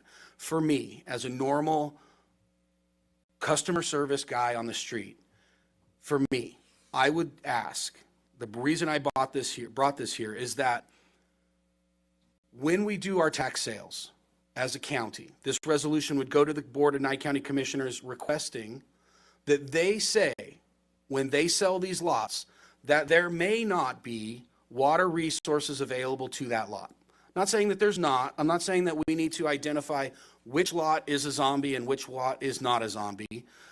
But I think a minimum disclosure on the part of the county would be to tell people when they bought these lots that there may not be water resources available. And then at least that way, it doesn't seem like a bamboozle, because these people do feel bamboozled. It could be on all lots, whether big or small, because if we're to look at everyone who wants to, who has a lot right now, all these lots are owned already, okay? Pretty much all, except a couple that are small percentage that are in some sort of foreclosure. All the rest are already owned, but I mean, if everyone has to retire 2 acre-feet, there's not enough water rights out there. So to some degree, there's a lot of even larger zombie lots that are being owned right now in all of Pahrump. So there's already, I think when you talk about having a disclosure, it should apply to all lots, because all lots are going to have an uncertain future until you get your water locked in and you relinquish your water rights, or you prove to the state that water rights were relinquished in the establishment of that lot, or whatever the course may be. Until you get water to that lot, it's going to be uncertain. Just to be clear, if you did have appetite as a board to move forward, I would draft the resolution and bring it back before you for approval. And if it was approved by the board, that resolution, which is a non-binding legal document, it's a statement of position, that document would then be forwarded to the commissioners for their consideration. Just to simply make the disclosure that there may not be a sufficient water resources available for that lot to be developed. I believe that disclosure, they have a pretty good disclosure in their tax sales. I mean, it's 2 paragraphs long, stating that this could have liens, this could have IRS liens, this could have Medicare liens. You need to do your own due diligence.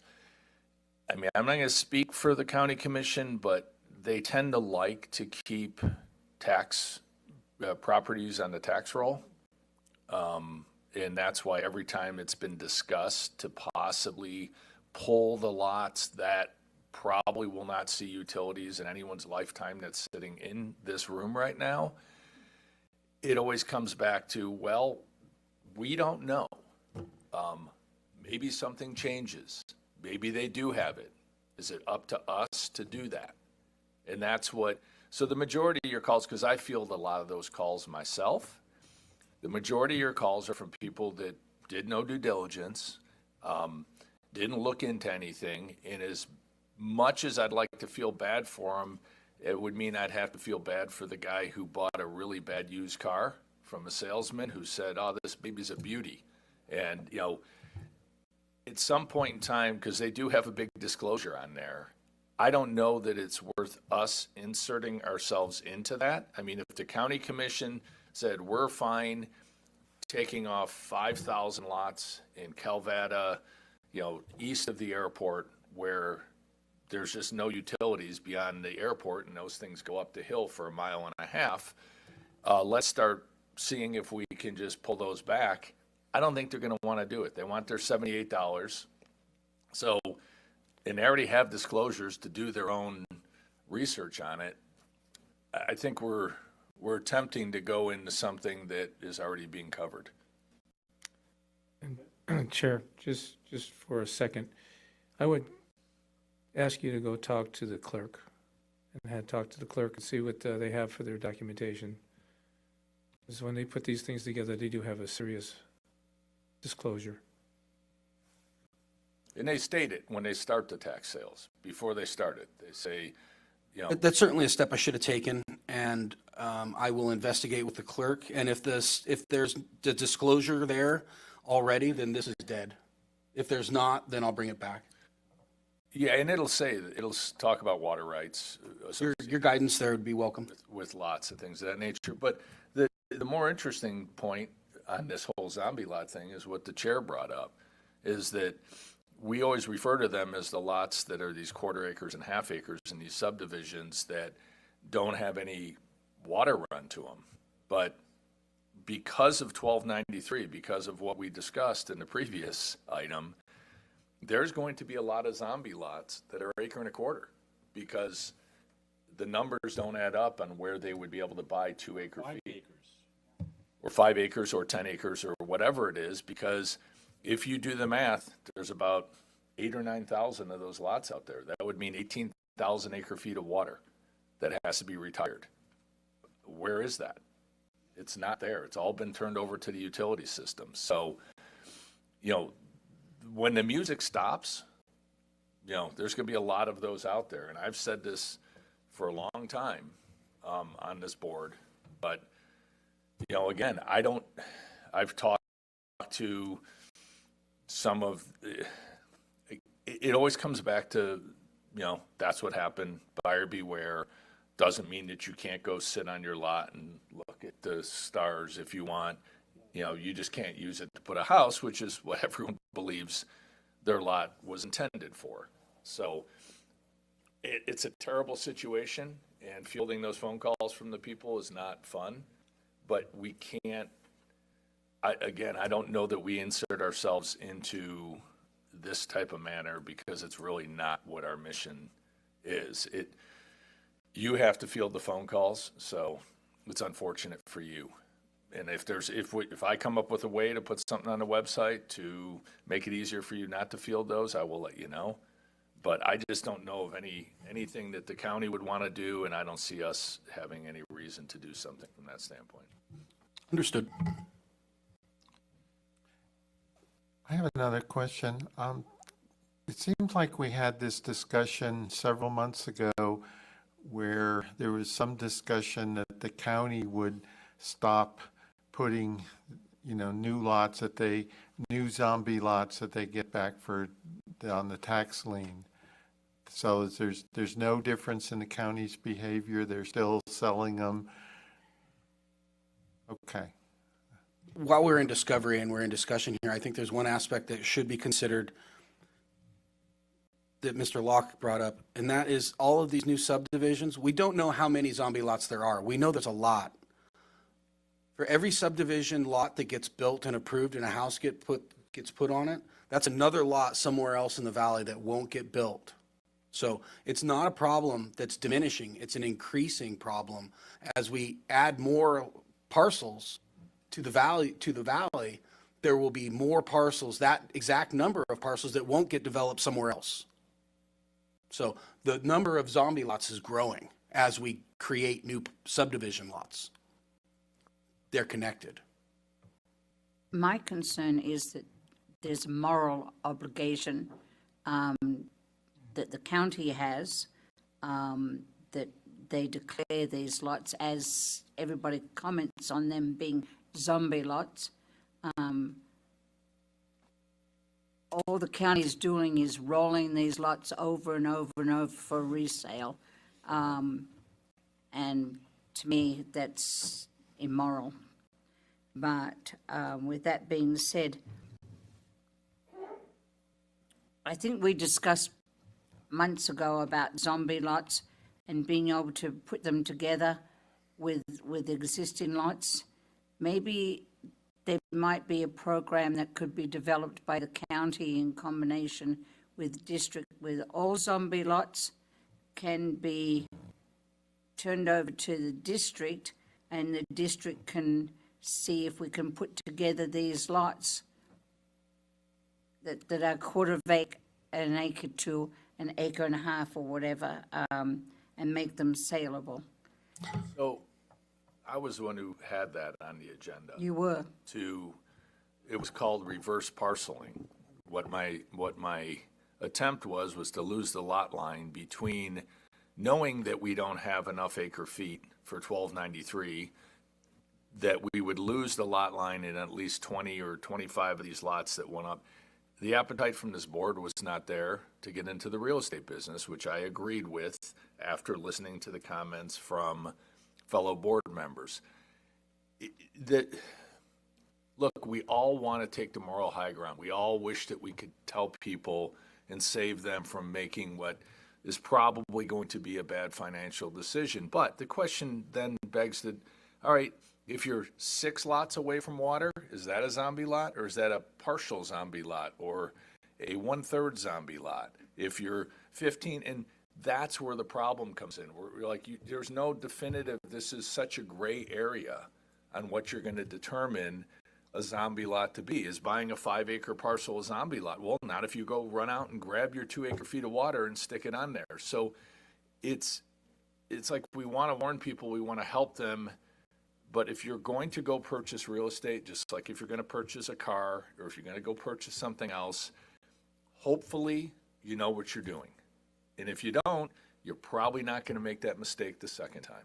And it's unfortunate, but that's kind of how life and wisdom goes. And I've seen some of this stuff happen before in the past where a guy bought a small little lot that was, too small to, put his well on, but then he went, he said there's neighbors on either side of it, and he went to both neighbors and said, hey, I got this lot, I bought it at the tax sale, and they said, you did?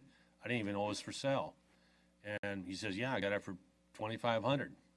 And then he sold it to one of the homeowners for $15,000 because the homeowner says, holy crap, I could just buy that? Well, I want to buy it, and that's what happened, So a lot of this stuff happens kind of through the free market, believe it or not, and I believe that it kind of gets sifted out. At this time, I would say staff is of the opinion that there's not really a lot of appetite for this at this time. I will continue to do discovery with the clerk of the court, and if there is no disclosure, then maybe I'll reconsider to bring it back, but at this time, I'll let it die. Chair, I have to clarify something here. Go ahead, please. It was mentioned that the county is still selling the zombie lots. That happened one time. Okay? Right now, we're not selling zombie lots. And I'll verify that again. What, I don't understand then. What do you mean? Not putting them back on the tax rolls. If you remember, there was an individual who was in the office that was able to do that, which is the treasurer's office. Mr. Pridont put those back all on the tax rolls. We told them that was not going to happen again. The last sale they had, That's my point. I got to find out if it's somebody's, because we had another clerk, another treasurer that was in, Mr. Kump, and he kept them from being put on the tax rolls. It appears we have somebody putting them back on the tax rolls. yes. So, So these zombie lots you're talking about are ones that are too small, they're not serviced by a convenient utility and are too small to drill a domestic well. Is that your definition of a zombie lot? that's particularly the zombie lots, yes. And that's your It's definition? of a approximately around zombie lot. 40,000 of them. And so you're not putting any of those on the. I'm going to go find out if it's happening again. Okay, well, I just thought I'd let the public know, because I don't know either. So that's And there's probably something, 40,000, sorry. that's probably something we can look at into, our next, our meeting, and coming up with some idea of how that's being handled at county level. I'll take a closer look. Again, that was approximately. I can't tell you the exact number, because some Even people sometimes do approximately. buy them, It's a lot. and they add it to their other properties. And sometimes what happens too, you can buy 2 or 3 or 4 zombie lots, and then you have a big enough lot where you're over an acre, and now you can drill a domestic well. So there's all different ways to handle it, but we appreciate your involvement, and thank you for working with our board president here, or what do you call him, our manager, to update the public. Thank you. So are we, any more comments from our fellow board members on this Yes. item? Yes, I have another comment. The Bureau of Land Management, when they sell off property in southern Nevada, there's a way to recycle that money to buy other property. And that's something that could be explored for the Bureau of Land Management to buy zombie lots and then, put them in as Bureau of Land Management land. And I know in the Tahoe Basin, when they stopped allowing new development, the Forest Service bought a whole bunch of lots, and they own like 5,000 lots or something in the Tahoe Basin. So it has been done before. And the Bureau of Land Management, when they sell land in Las Vegas Basin, they get all this money, and that money is supposed to go to protect other land. So that might be a source to get them away from the county and get them off the potential development list. It's an excellent thought, Mr. Holden. Okay, yeah, weighing in on that, that's SNPLA, the Southern Nevada Public Lands Act. That's the one that was put through by Harry Reid. And they went ahead and identified parcels for sale. They did a programmatic, systematic EIS, environmental impact statement, throughout all of areas of Clark County. They identified parcels with public interest. They sold those, and that's going towards buying ecologically significant ground throughout the state of Nevada. Part of it goes towards, 10% goes towards funding water infrastructure, 5% for education, and the rest for identifying ecologically significant grounds throughout the state of Nevada. It's not really designed to buy quote-unquote zombie lots. And that was one of our concerns, was because they were taking Clark County money at $300,000 or $400,000 an acre and using it to buy wide tracts of land in rural Nye County. And they were putting a disproportionate amount of heretofore publicly owned land and putting it back on the government ownership, and took it off of our tax rolls.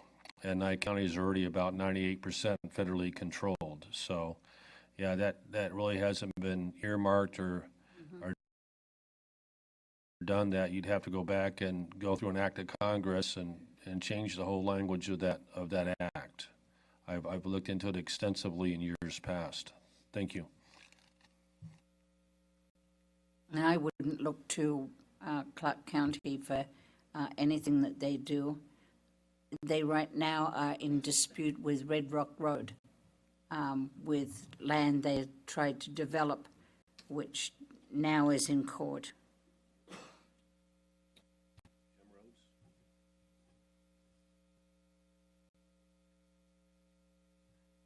Are we on to our next item then? If we want to close item 13 and go on to item 14? Mr. Chair, could I ask for a 5-minute comfort break? Let's make it 10.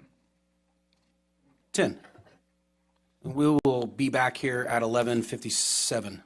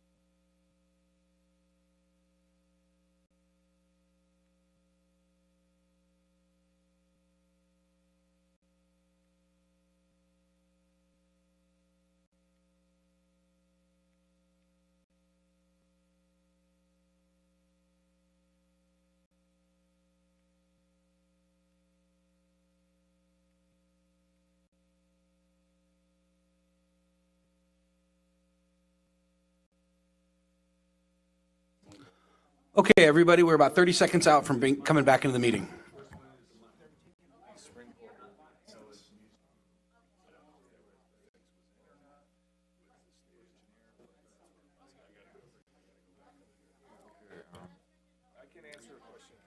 Yeah, that's what I was hoping I would catch before you left. Thank you.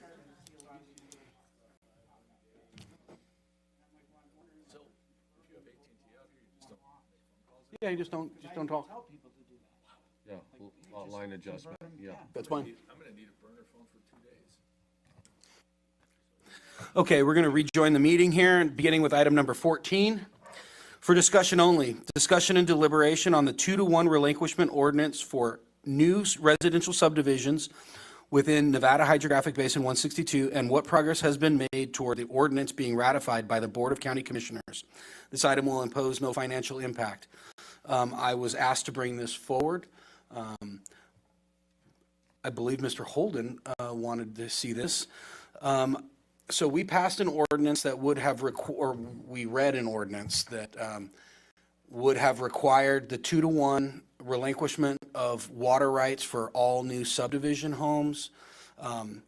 We went through the whole process with our legal. We ran it through all available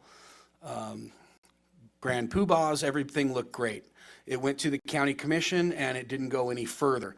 My only communications, I have had firsthand communication, verbal communication with Mr. Coonsey on the 2-to-1. His concerns are that it constitutes a taking. I'm not going to go into the weeds with you on that. You guys understand it.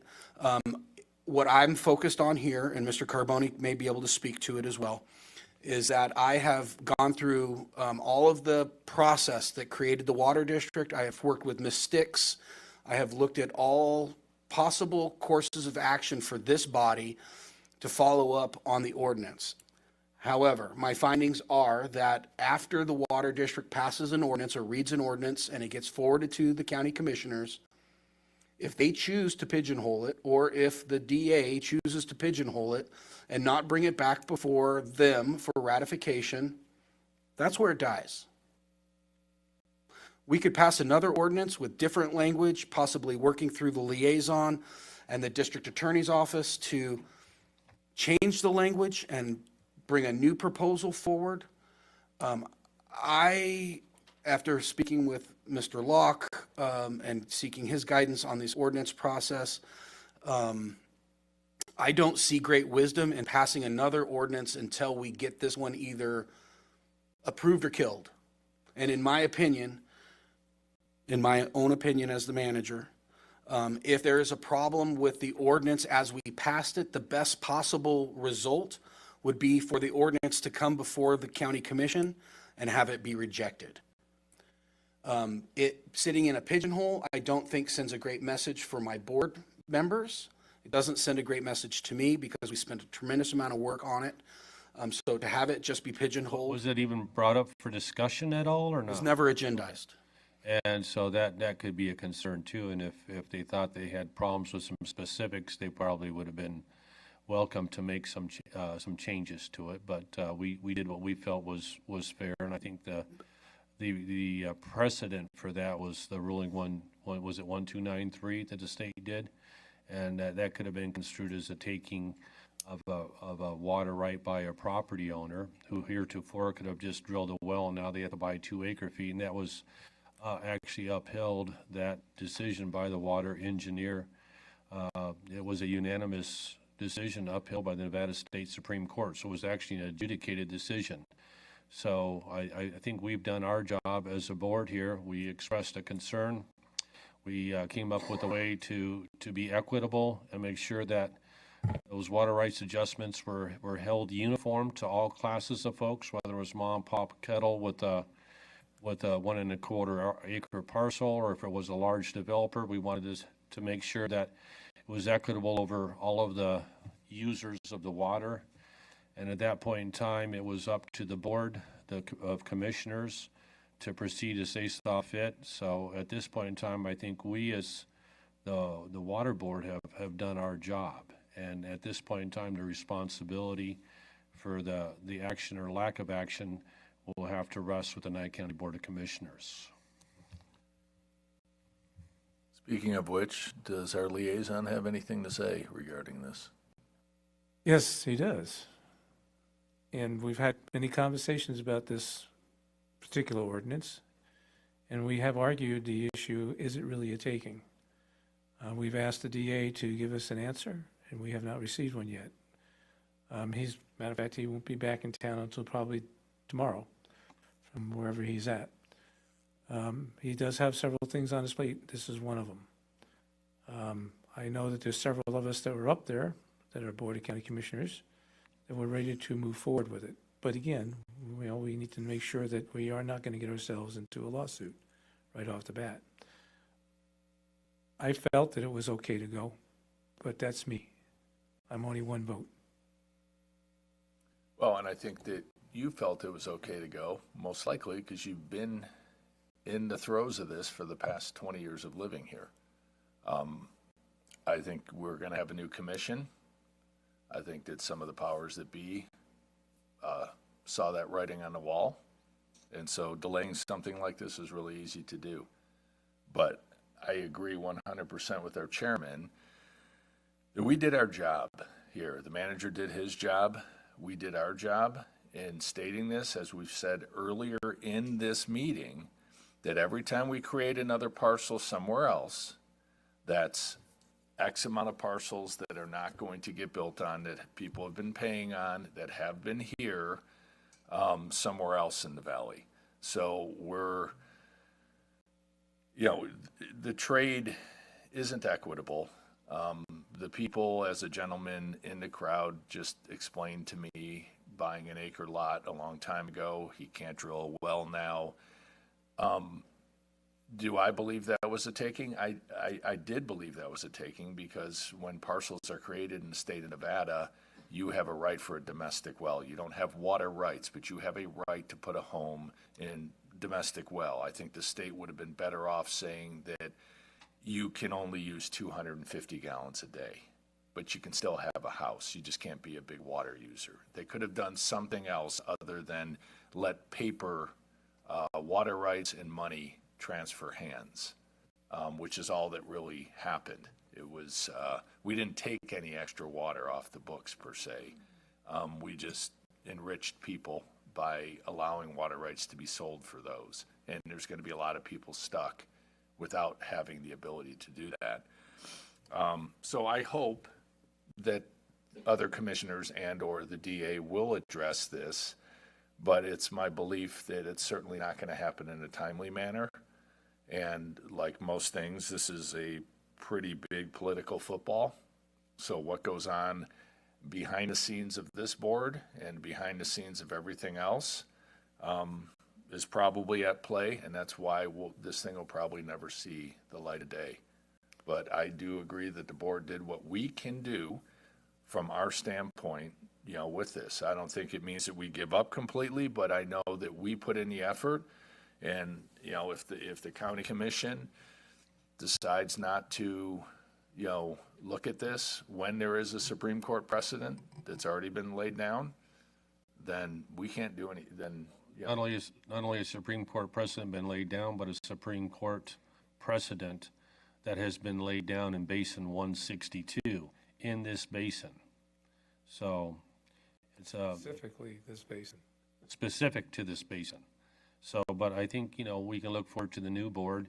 We can talk to the new board about it and see what their appetite is. And at some point in time, there may even be a new DA. So, I mean, this might be tabled or pigeonholed for now, but for us to say it's never going to reappear and come back, we don't give up that easy. I remember the first time I was in the Nevada State Assembly and I presented a bill. It took me till my third session before it got passed.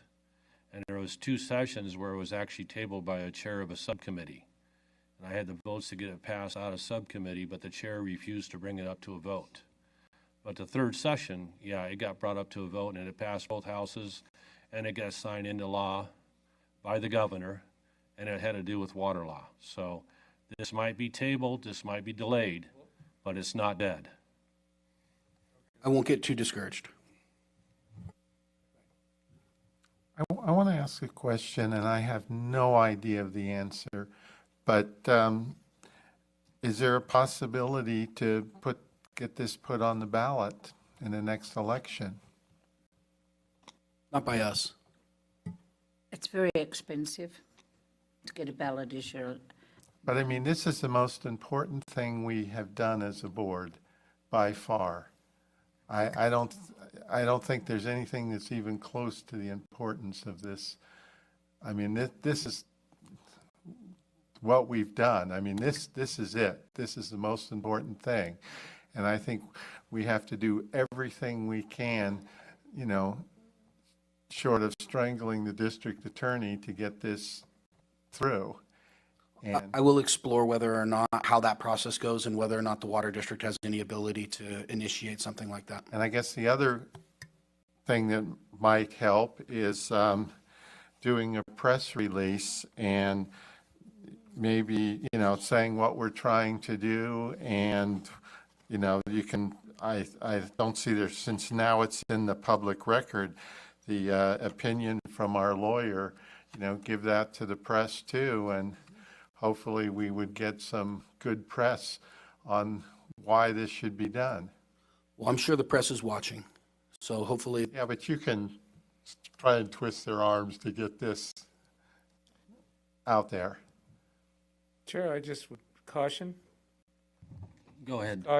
you want to put things out there like that, and you want to make sure that it happens, got to make sure you understand what could be their other recourse. You may not get what you're thinking, Be careful how you wish will for. go about what because you there's want to do. 3 utilities out there, at least 2 of them I know that are ready to jump whenever this thing shows up. So if you want it at your front door, go right ahead and do it. I'd rather have it at the Board of County Commissioners' front door than your guys' front door. And I think you said that the current DA has a lot on his plate, and he is going to get to it. It's one of the items he's going to look at a little bit deeper. And as I had mentioned here, I said this is something that's been delayed, but I don't think it's dead. So I think we're working on it through before we just do the, you know, I believe you had enough votes. bandage off. I believe you had enough votes to get it done. Okay, I believe it was, again, the DA was being cautious about being sued. So he wanted to make sure it was not an issue. I think we have to be very careful. If we go out to a ballot issue, the education process that we're going to have to go through for this community to understand what we are trying to do. When you have areas in the community such as Mountain Falls and the surrounding areas, the rumor now has it that they are wanting to separate from Pahrump and create their own town. It's an embarrassment to be involved in this community and find that our past county manager is working diligently to do that with the residents. And the strange thing is that when you talk to the people around Mountain Falls, they believe that they are under a different water system than the rest of us. That they get their water from a different location than we all do. That their water supply is wonderful. Good luck with that. But again, we have going to have to educate people. I'd like to see this go back to the new board, maybe in February. Give them time to take a deep breath about being on the board and the learning process, and maybe some of us can talk to some of the members, the new members. I agree with Frank. I think we were close. If the DA still turns it back, I think he should be required by the board to give reason. The simple, it's a taking, is a very simple answer to not really explain much. Because in fact, 1293 was more than a taking. 1293, what was also done around that whole time frame was the 2 acre feet that was guaranteed by law to the residents, owners of a well, was changed to 1/4 acre. and we were cheated out of 3/4, an acre and 3/4 by the state. We have to be extremely careful with this, but it does need to go back, I believe, to the commissioners. Well, I think it might be better to give the DA a little bit of time and work with the new commissioners. It may be more appropriate to earmark that, revisit this in February, and then earmark it towards, sometime between the February and April time frame. What I'm hearing is a request for consideration for the ordinance to come back before this body in February, April, for reconsideration to then forward again to the district attorney. And by that time, I should hopefully have some kind of written report from the DA to fill in his position. I think staff is clear. I just wanted to have one more comment on this. At least personally, I would, if the question is money and if there is a lawsuit and the question is who's going to pay for the lawsuit, I would not be opposed to us using our funds to support a lawsuit if it comes to that. Yeah, those funds would disappear very rapidly.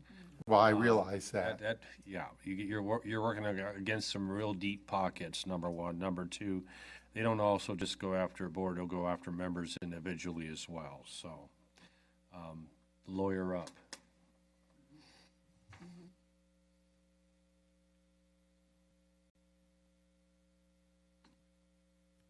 Public?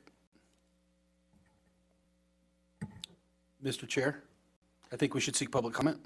Okay, item 14's been open here for public comment, and it's a little bit in the weeds, but this is something we were talking about, bringing some uniformity of some relinquishment ordinance from the people who bought parcels and wanted to drill a domestic well to the same type of sort of relinquishment ordinance as it related to large subdivisions and new development agreements. But it's been an ongoing process, and we're just in the middle of working it all out, trying to maintain some sense of decorum and pleasantry while we kind of pursue this.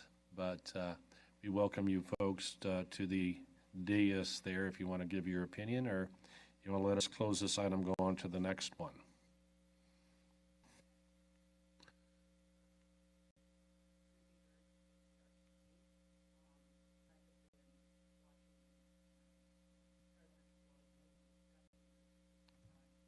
On your microphone. Susie, could you hit your mic? Sorry about that. Susie Hertz, Hertz. I've been observing and the audience while you've dealt with this issue for some time, and I just want to voice my support to what the board does in this instance. And however you proceed, I have faith and confidence that it will be done with utmost professionalism and appropriateness. So thank you, and please have my vote. Thank you. Thank you for your comments. Thank you. With seeing public comment done, we will close the item and let our manager bring us to the next item. Item number 15 for discussion only. Discussion and deliberation on progress made on the white paper developed by Schroeder Law to address the damaged waters within the confines of the Nevada Nuclear Security Site. This item will impose no financial impact. The report that's in your backup, I think, speaks for itself. Essentially, this letter notifies the Nevada Department of Natural Resources and Conservation that we are compelling them to, because they are, according to our legal, they are first bite at the apple as far as seeking the damages for the people of the state of Nevada and the people of the state or the county of Nye.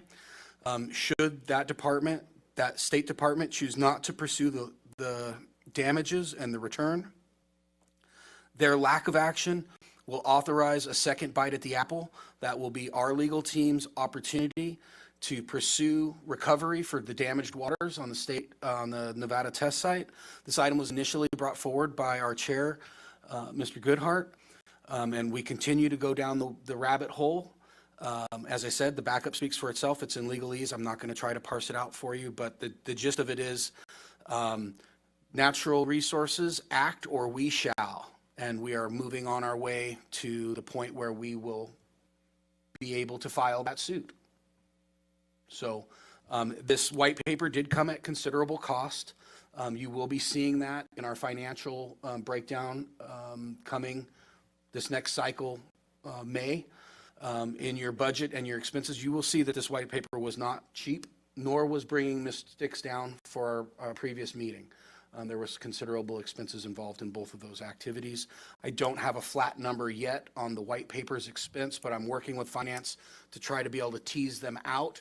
And we've actually set a separate string for the white paper so that all expenses, all money spent on the white paper are separated from our normal general council coverage.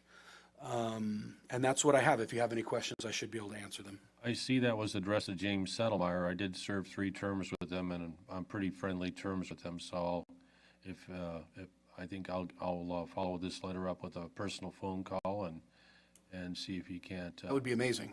give it some more attention. What kind of window are we looking at to give them to respond? Madam Chair, I don't have the answer to that.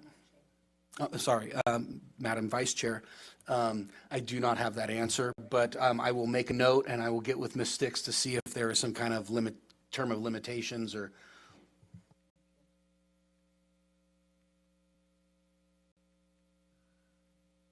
I mean, as Mr. Holden stated on the last item, that he thought it was the, single biggest issue that we've tackled since we've been on the board.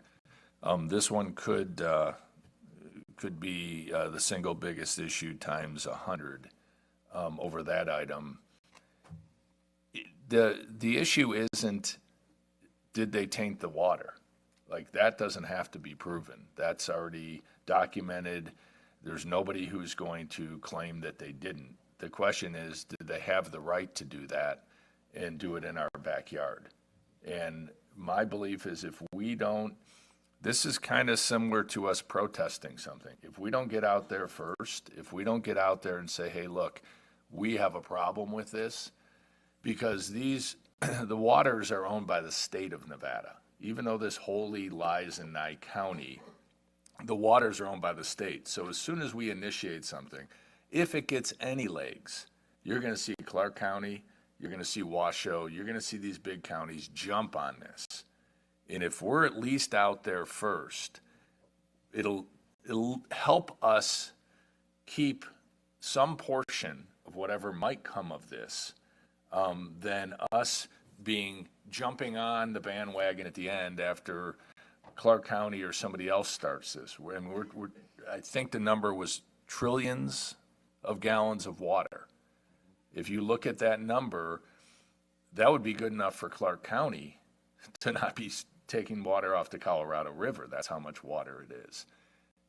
For a small county like Nye, that would mean that Pahrump could grow to be whatever Pahrump wanted to be with a pipeline that wasn't very far from Pahrump. We don't have the ability to use that water anymore.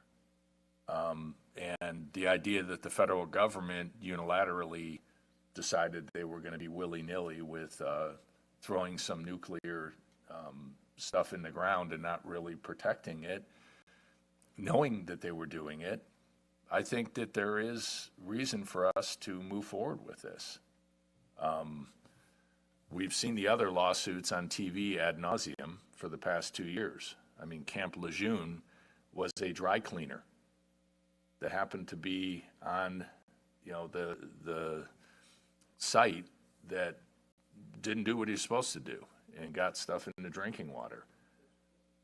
And that's become a massive problem for the federal government. I mean, this is the most, as the chairman knows better than anyone, this is the most tested water in the world right now because of what's in it. And so I think we need to move forward with starting this process. And that's why we put the money out there to begin with. Because this can possibly solve our water problem via financing to get water from elsewhere, which would normally be cost prohibitive for us. Chair, just a little bit of information. 2013, I got elected, actually 2012, but 2013, my first year in, I had to sit down with Darrell Lacey, who was leader of the MPRO, who also was involved in the Water Governing Board. And I had the conversation with him about how come we're not protesting what's going on out there? How come we're not doing something? Every year, I had the same discussion with Darrell until Oz took over. Same issue with Oz. I am so pleased that this group has finally said, let's make it happen. Let's make it happen. This is the best news you could ever have. It has to happen.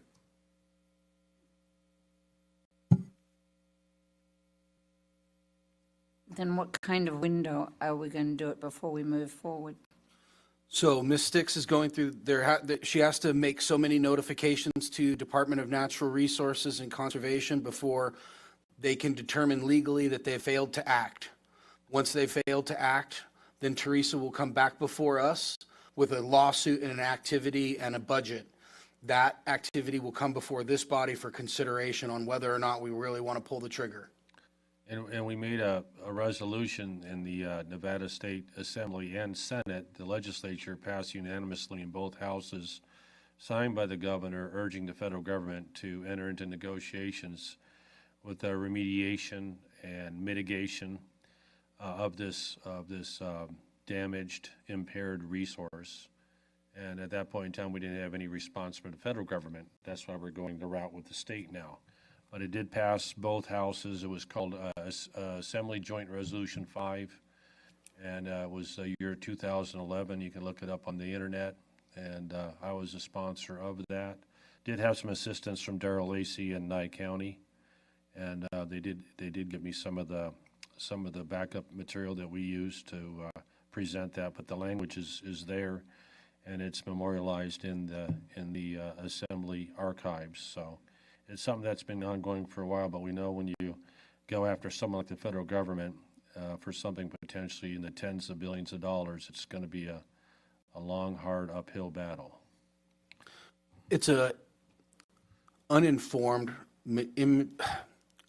unexperienced opinion, but my opinion is that we've hired the very best water lawyer in the state of Nevada. I have every confidence that Ms. Sticks is the right personnel to get us to where we can make this recovery. I think that there's always probabilities in something this big, but I'm confident that we have a good case. And as Mr. Locke eloquently stated, the facts are the facts. They're very clear. It's whether or not we have the wherewithal and the will to see it through. I think that's really the challenge.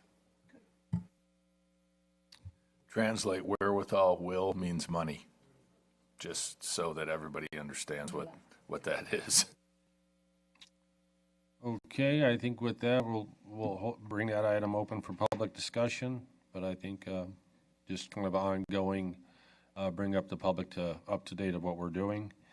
And if we don't see any public comment, then we'll close that and bring that back to the board to give to our manager for the next item.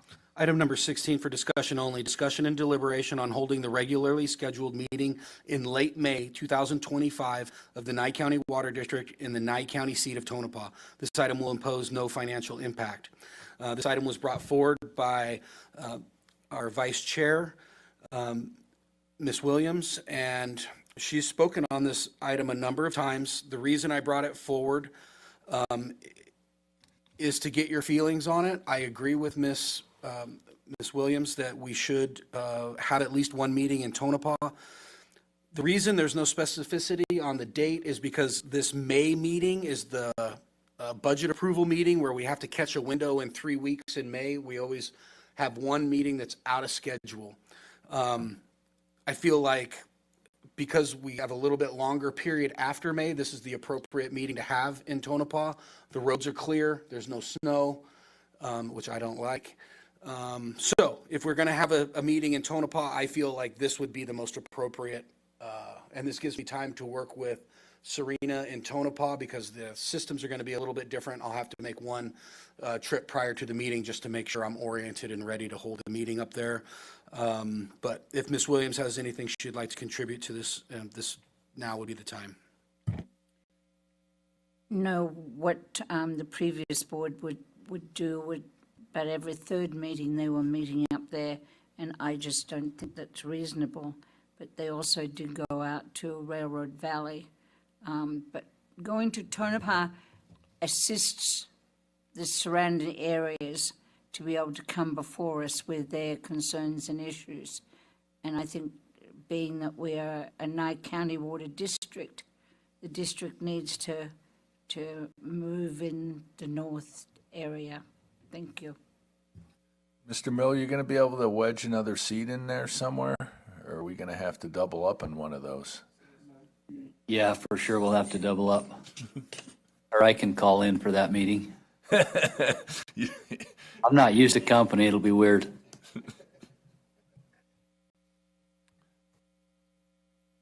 I have a question. You said no financial impact.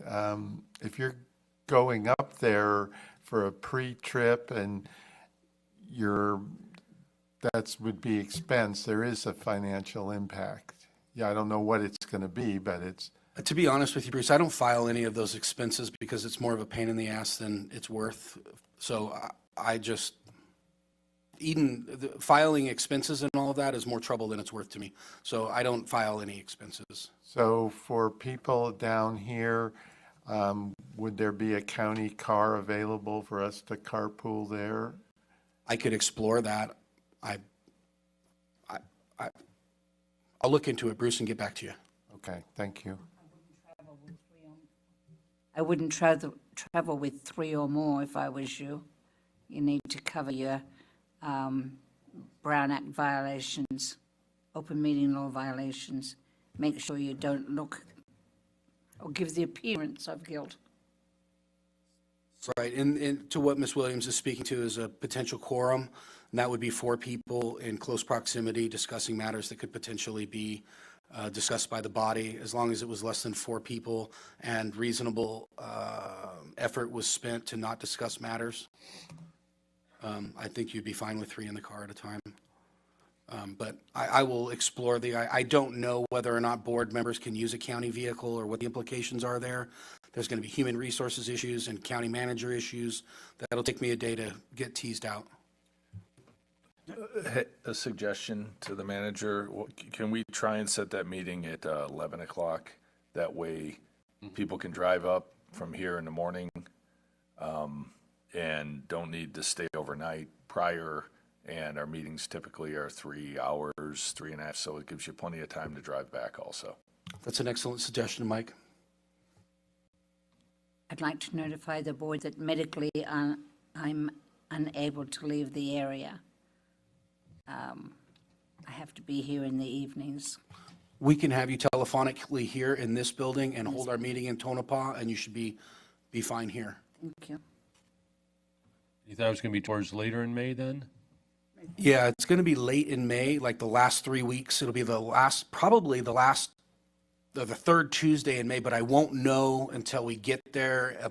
There's various factors, other boards, the comptroller, and other things that I won't know until we get closer. Okay, no problem.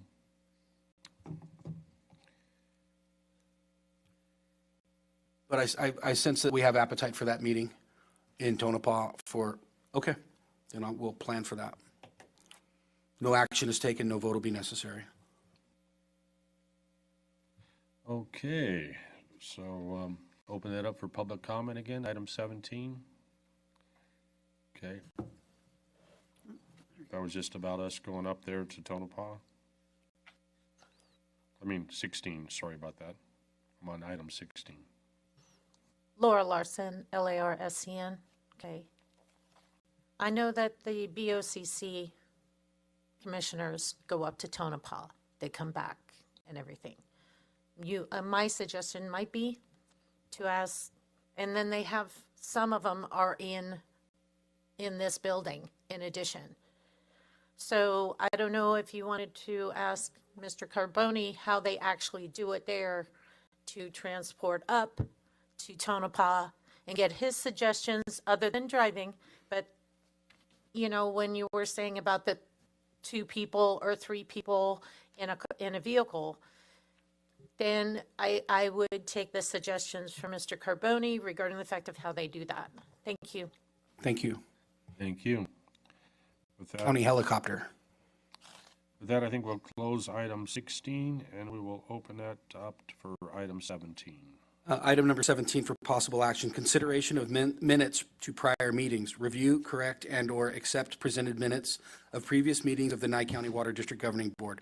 The minutes to be reviewed today are from our last meeting of October 8th, 2024. And before we proceed, I wanted to thank Mr. Holden for his diligence in going through the minutes.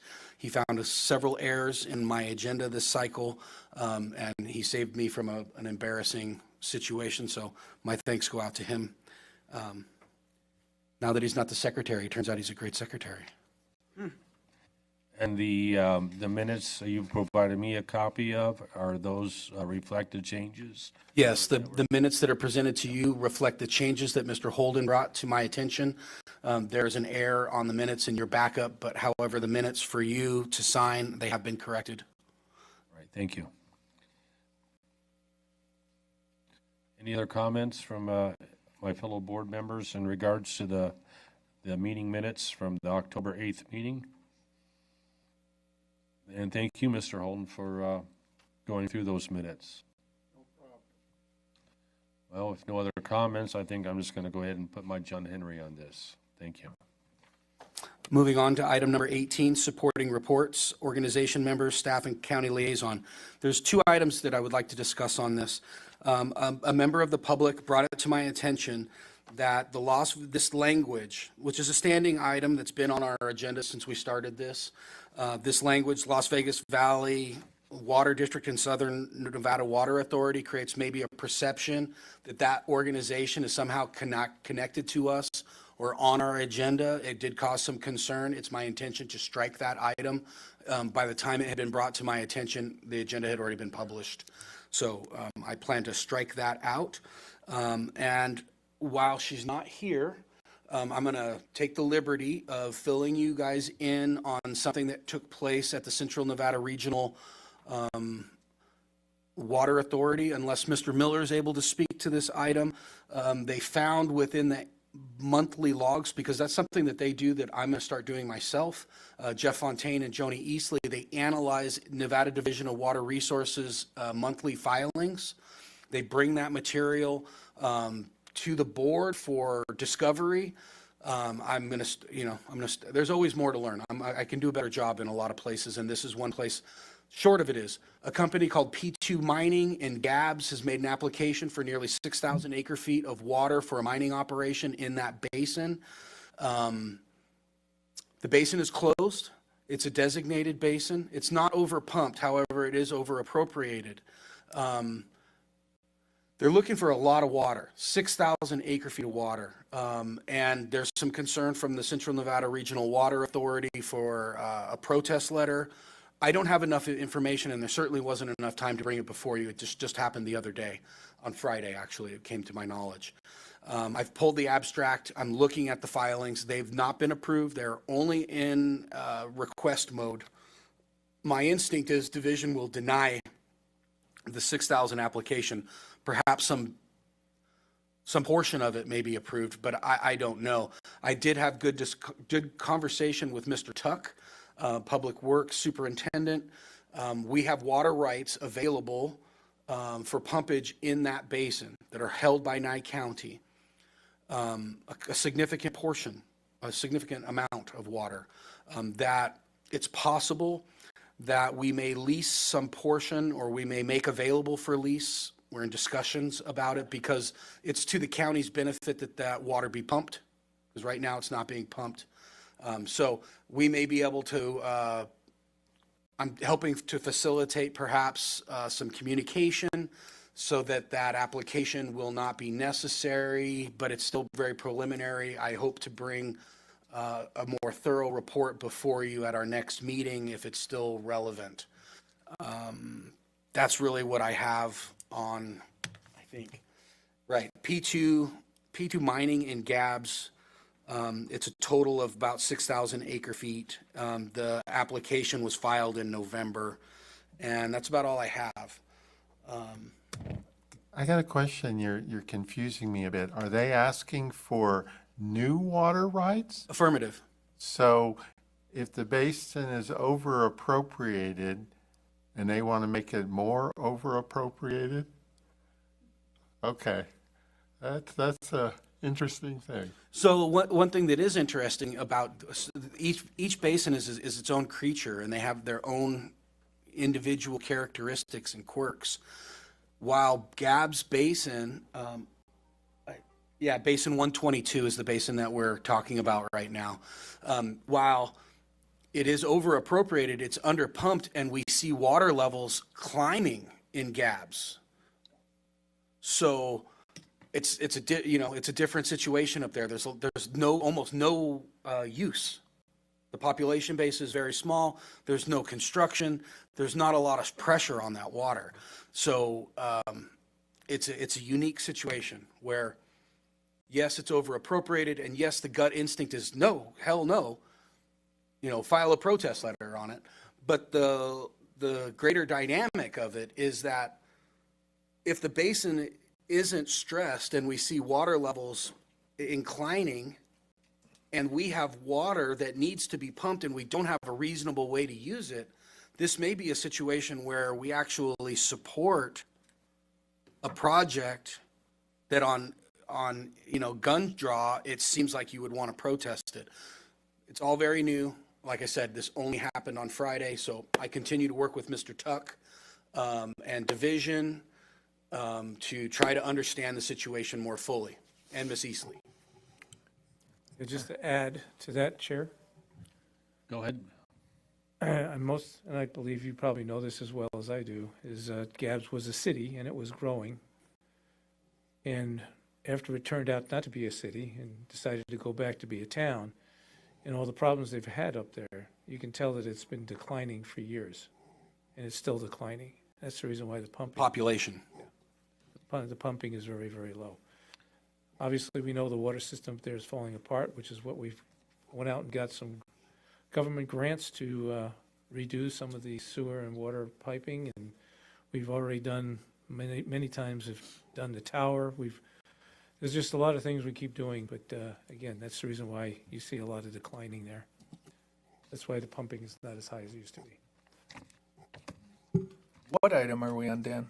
Just manager's comments and, We actually finished supporting reports that we were talking about the central. I was giving an update in the stay of Ms. Strickland about that P2. We are on item number 18. 19 is next. I have no further supporting reports. So, hold on. So have we put together anything to possibly, you said that there's excess water rights up there already in play, but have we put something together to purchase those water rights and then lean them over to the, I think I wasn't clear enough. Okay. So Nye County has a hand of water in Gabbs in that Basin 122. We lease that water and sell water for construction purposes, but a vast majority of it never gets pumped. So we're not purchasing up there. we have the water, The how much county. do we have? and how much does the water county does the have? county? It's in the neighborhood of 450 acre feet. About 350 of it is available. Okay. So are there any other entities that own water up there that we could purchase water so this project could get started? It's far too soon to know that, but I will Something to investigate. throw out there. There has to be a lot of other entities that own water. There's a large magnesium mine up there and some other entities. And for all those water rights to be appropriated, if the valley is already at full appropriation in regards to paper water rights and the perennial yield and annual recharge, then it just goes without saying that there's a lot of water rights that are owned by individuals or entities in the Gabbs. I think you said it was hydrographic 122. And in that case, a lot of times if this already at a full appropriation, then the state is going to want that individual wanting the extra water to go to the people who already own the water rights. And that's why, you know, that's kind of a Hail Mary pass from the sounds of it. And that's what for they're talking P2. about currently today. You know, Pardon me? the county is talking to the individuals, is also working with Dan to make sure that, Sure, you know, if there's water that can be right. moved over, And I think that leased, if you will, not sold. and I think that the LOM Life of Mine anticipated revenues on that project is in excess of $5.4 billion on the gold and copper over the 14-year life. So I think there would be money for that mining entity to engage in some sort of a agreement with Nye County to pay fair value for the value of those water rights. Mr. Tuck and I continue to just explore it. If there's nothing further? Nope. Do you want me to go ahead and close her? Nope, we got to go to number 19.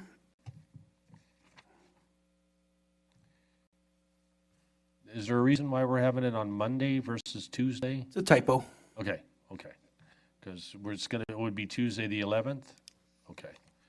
All right, well, it looks like we have a Tuesday 11th. How do the fellow board members feel about having the next meeting on Tuesday, February 11th?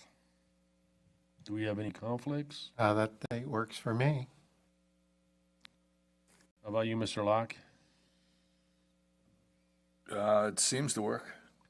All right, well, I guess time and date certain. Why don't we go ahead and make that for February 11th, Tuesday at 10 a.m. This is an action item, so I hate to be a ticky-tack, but we do need to call for a vote. Okay, let's call for a vote. I'll make a motion that the next meeting will be Tuesday, February 10th, 11th. 11th. 11th, I should say. I'll second that motion. Okay, we have a motion and a second. And let the record reflect that Helene made the motion and Mike seconded it. And we will call for the vote. Mr. Locke? Aye. Helene? Aye. Ernie? Aye. Aye. Aye. Okay, and how about Mr. Miller? Aye. Okay, and I also vote aye. That's 6-0. Item number 20, general public comment second. Up to 3-minute time limit per person on matters not listed on the agenda. Action will not be taken on the matters considered during this period.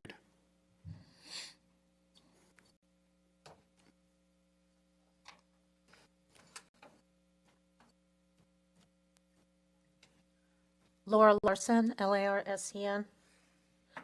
I have a question. Okay, so everybody is aware, and I can put it on the record. I was the one that was actually concerned about number 18 on section 1, because it does make an appearance regarding the fact that Southern Nevada is coming towards this way, which is, through Clark County. And I want to thank Dan regarding the fact of kind of bringing it to the board's attention of the perception of how it looks. So I want to thank you, Dan. I also want to thank this board regarding everything that you guys have done in the agenda. So I appreciate you guys, and Merry Christmas. Thank you, Laura. Thank you. With that, we close our public comment.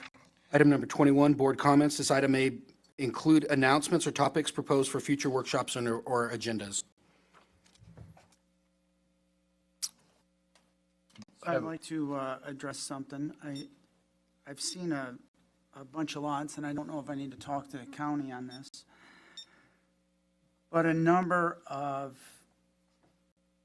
residents are buying another parcel, and they're starting to pump water over into a different parcel from a domestic water well. So I think this is something that needs to be addressed.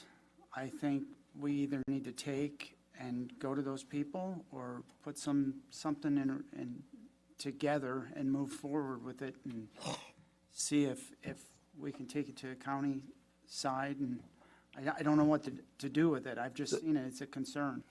I'm getting these people in my office too. They're trying to come and get like some kind of permission slip that they can do that stuff. And I'm telling them no, but I know they've already done it. That's really a planning issue, and Mr. Wagner's office, at some point, they will encounter the planning department at some point, and that new residence is not on their planning rules as being a C of O. So they're going to get themselves in a lot of trouble, the people that are doing those lot swaps, and water haul too is happening more and more on the same vein. Okay. You have something, Mr. Grabroni? When you say water hauling, are you saying that they're putting towers on their property and feeding themselves water? No, I have people that are coming into my office with BS stories about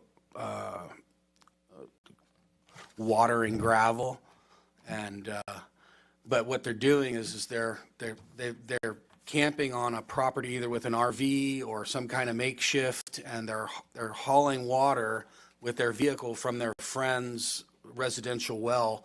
And again, they're coming in trying to get some kind of pass that they can do this. Like they come to the water district saying, can you provide me with some document that proves that I can do this? And it's a regular thing where they're trying to be sneaky, you know? Yeah. Code compliance issues, right? Yeah, and I give people as much warning, as fair warning as I can, that they don't want to tangle with Brett. And, you know, but people are going to make choices. So they're not allowed to sell that water to somebody with a domestic well, so that would stop them if they were actually selling it. I don't know that we can stop them if their friend goes over to their house and fills up a 200-gallon tank and. So the state law says that if you have a residential domestic well, its point of use is that property and that property alone. Your domestic water has no point of use beyond the boundaries of that property. So moving residential water from your domestic well to another lot is a violation of state law. And that's something that Brett would have to deal with. I have a question regarding the county's water rights that we have in Beatty that we applied for 20 years ago, and the federal government said no. They're going to protest it. And there's a lot of things going on up there right now with them trying to get their water for the gold mine and stuff. And I think we need to make sure that we're not getting circumvented. I know we're in line before them in regard to that, but I think it's something that we need to pay attention to and stay on. What was the, some flats? Is that where the water's from? No, it's not Sacrobatis.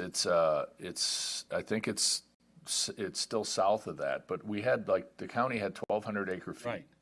And for a while, Coeur was wanting to see about getting those. Yeah, but I think they're trying to not deal with us if they don't have to, because that might cost them money. And I think that we, as the county and as the water board within the county, we should.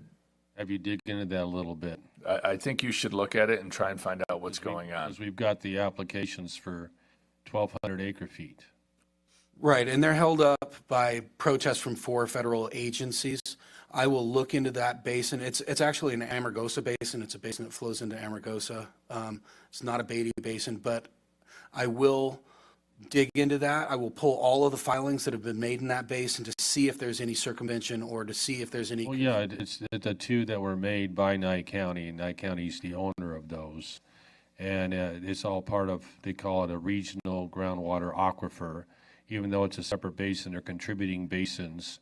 And there's they used to call it super basin, but they've changed the name now. There's just a regional aquifer. So they're all part of this one 5-basin regional aquifer called the Death Valley, part of the Death Valley Regional Groundwater Flow Model. But we really want to make sure that, like you said, that these big players, that they're not going to find a way to circumvent our water right filing and try to go around us, because, Nye County should probably get the benefit for being owner of that water filing. So if permits get handed down or established, or if we can go ahead and work with the Department of Water Resources and identify if you pull this from a point a little bit further south, further from the test site, then we're not going to have a problem, and we'll have those protests. It may be something worth, discussing to Teresa Schroeder about. I believe that would be pretty valuable to get her insight on that from Schroeder Law. Teresa Sticks, excuse me. Yes, I will do a deep dive and I'll look at every filing in that interconnected basin. Because you're right, if you filed on a connected basin somewhere else, it's possible that Division could approve it over here because it's wetter there, where they're denying possibly, but because it's an interconnected basin, they could choose to circumvent those water rights because they haven't been pumped. The application hasn't been certified. So that's Well, and I would work with the county commission because we may want to try and look at a way to put those to use. In other words, talk to the Beatty Water District because things are moving out there, and Beatty Water District is, I think, leasing some water to them right now. And it could also, That would allow us to jump on that with a beneficial use and put those and get them actually moving. it's not a light lift, so be Not a light patient with. lift, but somebody's out it there would be trying to good, do be it. good also, like you said, interface with Teresa Schroeder on it as well. Yes, I'd have Sorry, to. Teresa Sticks, excuse me. Yes, And as well, that would probably be, because I think one of the reasons why Nye County filed on those was they wanted to prove standing when they had the original discovery of the huge groundwater contamination. And one of the reasons why some of the federal agencies protested it was they said it would accentuate the decline, increase the velocity of contaminated nuclides off the test site. And so then we can prove that, hey, there's water we like to pump, we can find an economic use for it. And now we show we have standing because now we've been actually financially damaged by this. Now it's not a theoretical, it's an actual damage. So it really plays to a lot of different parts of what we're trying to accomplish here. I think your analysis is sound. And we do know that there's some possible, because the wells closest to the border where Beatty is at, and has been tested on the test site, they've been seeing some things they don't like. So, you're right. We're not supposed to talk about that, Frank.